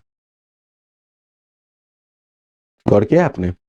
और खास करके छोटे शहरों में तो कई ज्यादा जगह, कि मान लीजिए सपोज कीजिए कि 10 का बॉटल है तो वो आपको 12 में देंगे, 20 का है तो 25 में देंगे, 45 का है तो बोलेंगे 50 लेंगे। आप पूछिएगा क्यों ले रहे हैं एक्स्ट्रा? तो नहीं, ठंडा करने का भी तो है, फ्रिज चला रहे हैं, ये कर रहे हैं, वो कर रहे हैं। तो हमसे तो मान लीजिए जब शुरू शुरू में पूछा बोला, तो मैंने बोला कि अच्छा ठीक है, वैसे तो हमको तो ऐसा लगता है कि जो ये एमआरपी होता है, इससे ज्यादा तो आप चार्ज कर ही नहीं सकते, क्योंकि ये मैक्सिमम रिटेल प्राइस है। और एमआरपी का मतलब है कि इसमें आपको हर चीज का मार्जिन दे दिया गया है। यानी कि आप जो फ्रीजर वगैरह यूज कर रहे हैं, उसमें इलेक्ट्रिसिटी बिल, ये वो, इन सब का मार्जिन आपको ऐड करके, अगर 10 का है तो आपको 10 से कम में पड़ता है, और आप बेचिए उसको 10 पे, 10 से ज्यादा आप बेच ही नहीं सकते हैं। बोलता आप किसको सर पढ़ा रहे हैं सब बात, यहाँ पे ऐसा ही होता है। बोलता ना कि अपने यहाँ ऐसा ही होता है। हम बोले अच्छा ठीक है, तो फिर एक काम करिए, हम एक पेपर लाते हैं, उस पर लिख देते हैं, आप अपनी दुकान का नाम और अपना नंबर लिख के हमको दे दीजिए कि नहीं यहाँ पे ऐसा ही होता है, और हम 10 का 12 में ही बेचते हैं। तो बोलता हम नहीं लिख के देंगे। हम क्या, अभी इसमें लिख के देने में आपको क्या दिक्कत है? तो बोलता आप जाइए दूसरी दुकान पे, मेरा दिमाग मत चाटिए। ठीक है, उस दुकान से गए, दूसरी जगह गए, वहां भी यही लफड़ा। अब ऑलमोस्ट हर दुकान में यही लफड़ा। तो हम बोले कि भाई ऐसा कर क्यों रहे हैं आप लोग, मतलब क्या चाहते हैं कि एक आदमी कोई उठे और कंज्यूमर कोर्ट में केस कर दे? जब कंज्यूमर कोर्ट वाला आएगा और आप लोग का सबका हेकरी निकालेगा तब आप लोग समझिएगा। तो फिर एक ठो बोला कि अच्छा ठीक है सर ले जाइए, किसी को बोलिएगा मत कि हम आपको इस रेट में दिए थे, आपको पता है तो दे देते हैं, नहीं पता है तो हम जिससे जो ले रहे हैं लेने दीजिए। तो आप ये समझिए बच्चों कि आपको जानना बहुत जरूरी है हर चीज। नहीं जानेंगे ना तो आपको हर जगह बेवकूफ बनाएगा।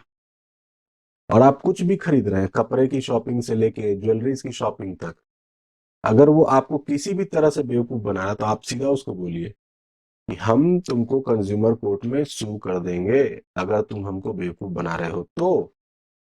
इस बात के लिए तैयार रहना। तो वो आपके साथ फिर गड़बड़ नहीं करेगा। एंड मिसलीडिंग एडवर्टीजमेंट्स, यही बच्चे अभी रेड बुल वाली बात की थी ना मैंने, ये मिसलीडिंग एडवर्टीजमेंट्स हो जाते हैं कि red bull gives you wings. जैसे कि अभी देखते नहीं स्टिंग का, स्टिंग पिया लगाया एकदम चार्ज कर दिया बैटरी और डांस करना शुरू कर दिए। अब किस दिन कोई उठेगा उस पर भी केस करेगा कि स्टिंग हम भी पिए थे, हम तो ऐसे नहीं नाच पा रहे हैं। देखिए, तो इट एम्पावर्स, इट मतलब consumer protection act empowers consumers through consumer commissions.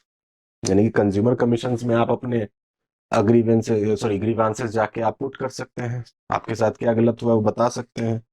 Product liability provisions, product की लायबिलिटी की प्रोविजंस दे रखे हैं। And e commerce regulations, e commerce बच्चों आज की डेट में ई कॉमर्स रेगुलेशंस आ गए हैं और शायद इसीलिए मैं आपको बताऊं कि ये एक्ट को भी चेंज किया गया, ये मतलब रिपील किया गया, क्योंकि बच्चों आज के डेट में ई कॉमर्स पे ही मोस्टली सब कुछ हो रहा है। बी टू बी बिजनेस भी और बी टू सी बिजनेस भी ई कॉमर्स पे ही चल रहा है। अब अगर मान लीजिए कि मैंने जोमेटो से खाना मंगाया, जोमेटो से ऑर्डर किया, तो बीइंग अ कंज्यूमर अब आप किस पे केस करेंगे जरा सोचिए। आप जोमेटो पे केस करेंगे या फिर उस रेस्टोरेंट पे केस करेंगे? सोच के जरा देखिए। मान लीजिए कि आपने ऑर्डर किया जोमेटो के through some X Y Z restaurant से कुछ भी, मान लीजिए खाने का आइटम जो भी आपको पसंद है, आप सोच लीजिए मन में, आपने वो ऑर्डर किया और जैसे ही वो आपके घर पे आया डब्बा आपने खोला उसमें सिर्फ और सिर्फ ऊपर में फंगस लगा हुआ था। तो अब आप बताइए, एज अ कंज्यूमर आप कोर्ट में तो जाएंगे बट केस किस पे करेंगे? जरा सोचिएगा, जवाब आपको मिलेगा, लेकिन वेट कीजिए कंज्यूमर प्रोटेक्शन का, वहां पे मैं आपको बताऊंगा। ठीक है, हम लोग डिटेल में चर्चा करेंगे इन बातों पे। और इस तरह से कॉर्पोरेशंस अपने सोशल रिस्पॉन्सिबिलिटी से भाग नहीं सकते वगैरह वगैरह, ये सब बातें हो रही हैं। Now the corporate legal framework is not limited to company formation laws alone but represents a multi layered regulatory structure. यानी कि सिर्फ कंपनी बनाने तक सीमित नहीं है कॉर्पोरेट लीगल फ्रेमवर्क। कंपनी बनाने के बाद, कंपनी बनने के बाद भी कंपनी के ऊपर कंपनीज एक्ट के बड़े सारे प्रोविजंस एप्लीकेबल हो जाते हैं, वो भी फॉलो करना पड़ेगा। At the same time other जो लीगल फ्रेमवर्क्स हैं, जैसे कि हमने जो बात की सेबी की, आईआरडीए की वगैरह वगैरह, ये सब जो हमने बातें की अभी, ये सब भी आपको फॉलो करना पड़ेगा। तो वही सब बातें हैं। और बीइंग एन एमकॉम स्टूडेंट आपको क्यों जरूरी है ये सब्जेक्ट पढ़ना? तो this subject develops the ability to understand how legal mechanism influence corporate strategy. कि आप अगर किसी कंपनी में काम कर रहे हैं और आप कहते हैं कि सर ये मेरा एक प्लान ऑफ एक्शन है, मैं ऐसा करना चाहता हूँ, या एडवर्टीजमेंट या एडवर्टाइजिंग डिपार्टमेंट है, आप मार्केटिंग में चले गए, या मान लीजिए आप फाइनेंस में चले गए, या आप अकाउंटिंग में चले गए, तो आप कहते हैं कि सर इस तरह से इसको करना चाहता हूं मैं, या इस काम को मैं इस तरह से करना चाहता हूँ। या एडवर्टाइजिंग डिपार्टमेंट कहता है सर इस तरह का एडवर्टीजमेंट हम लोग कैंपेन करना चाहते हैं। तो अब आप बताइए कि आपको companies act, consumer protection act, SEBI act, इन सब की जानकारी होनी चाहिए। आप अगर फाइनेंस मैनेजर हैं, फाइनेंशियल मैनेजमेंट भी आप पढ़ रहे हैं, आप इक्विटी शेयर्स रेज करने जा रहे हैं, तो आपको सेबी के बारे में पता होना चाहिए, लिस्टिंग अग्रीमेंट्स के बारे, लिस्टिंग रिक्वायरमेंट्स के बारे में पता होना चाहिए, आईसीडीआर के बारे में पता होना चाहिए, एलओडीआर के बारे में पता होना चाहिए। ये सब आपको पता होना चाहिए, नहीं तो आप कैसे कंप्लाई करेंगे? और जब तक कंप्लाई नहीं करेंगे आपके शेयर्स या डिवेंचर्स लिस्ट ही नहीं होंगे, और लिस्ट नहीं होंगे तो आप इशू नहीं कर सकते हैं, आपका जो इशू है वो फेल हो जाएगा। ठीक है, इसलिए आपको ये सब कुछ जानना पड़ेगा। फिर आपको कंप्लायंस की प्लानिंग के बारे में पता चलेगा कि मान लीजिए कंपनीज है तो आपको कौन कौन से फॉर्म्स आपको भरने हैं। जैसे कि फॉर एग्जांपल मैं कहना चाहता हूं आपको कि अगर कंपनीज की ऑडिट हो रही है तो ऑडिट रिपोर्ट किस फॉर्म में जाएगा। हमने डायरेक्टर्स को अपॉइंट किया है तो अपॉइंटमेंट ऑफ डायरेक्टर्स किस फॉर्म में जाएगा, कौन से फॉर्म में हम आरओसी को सबमिट करेंगे, फॉर्म एमसीए की वेबसाइट पे किस फॉर्म में हम जाके सबमिट करेंगे कि हमने ये किया है, एजीएम कराया है, बुक्स ऑफ अकाउंट्स है, ऑडिटेड फाइनेंशियल स्टेटमेंट्स, ये सब किस फॉर्म में जाएगा। फिर कंप्लायंस की बातें होंगी, एनुअल रिटर्न फाइल करना है, एजीएम के बारे में मिनट्स को फाइल करना है, कौन से फॉर्म्स में जाएगा, ये सारी बातें आपको करनी पड़ेंगी। एंड रिस्क कंट्रोल, और रिस्क कंट्रोल की बातें होंगी क्योंकि इंश्योरेंस जो है वो हमेशा किसको कवर देता है, रिस्क पे ही चल रहा है। बच्चों इंश्योरेंस का धंधा तो डर का ही धंधा है, डरा दिया, मर जाओगे तो, मर जाओगे तो रिस्क, अब रिस्क है तो लो इंश्योरेंस, तो रिस्क पे ही वो कहता है ना उसमें स्कैम में, रिस्क है तो इश्क है, रिस्क है तो इश्क है।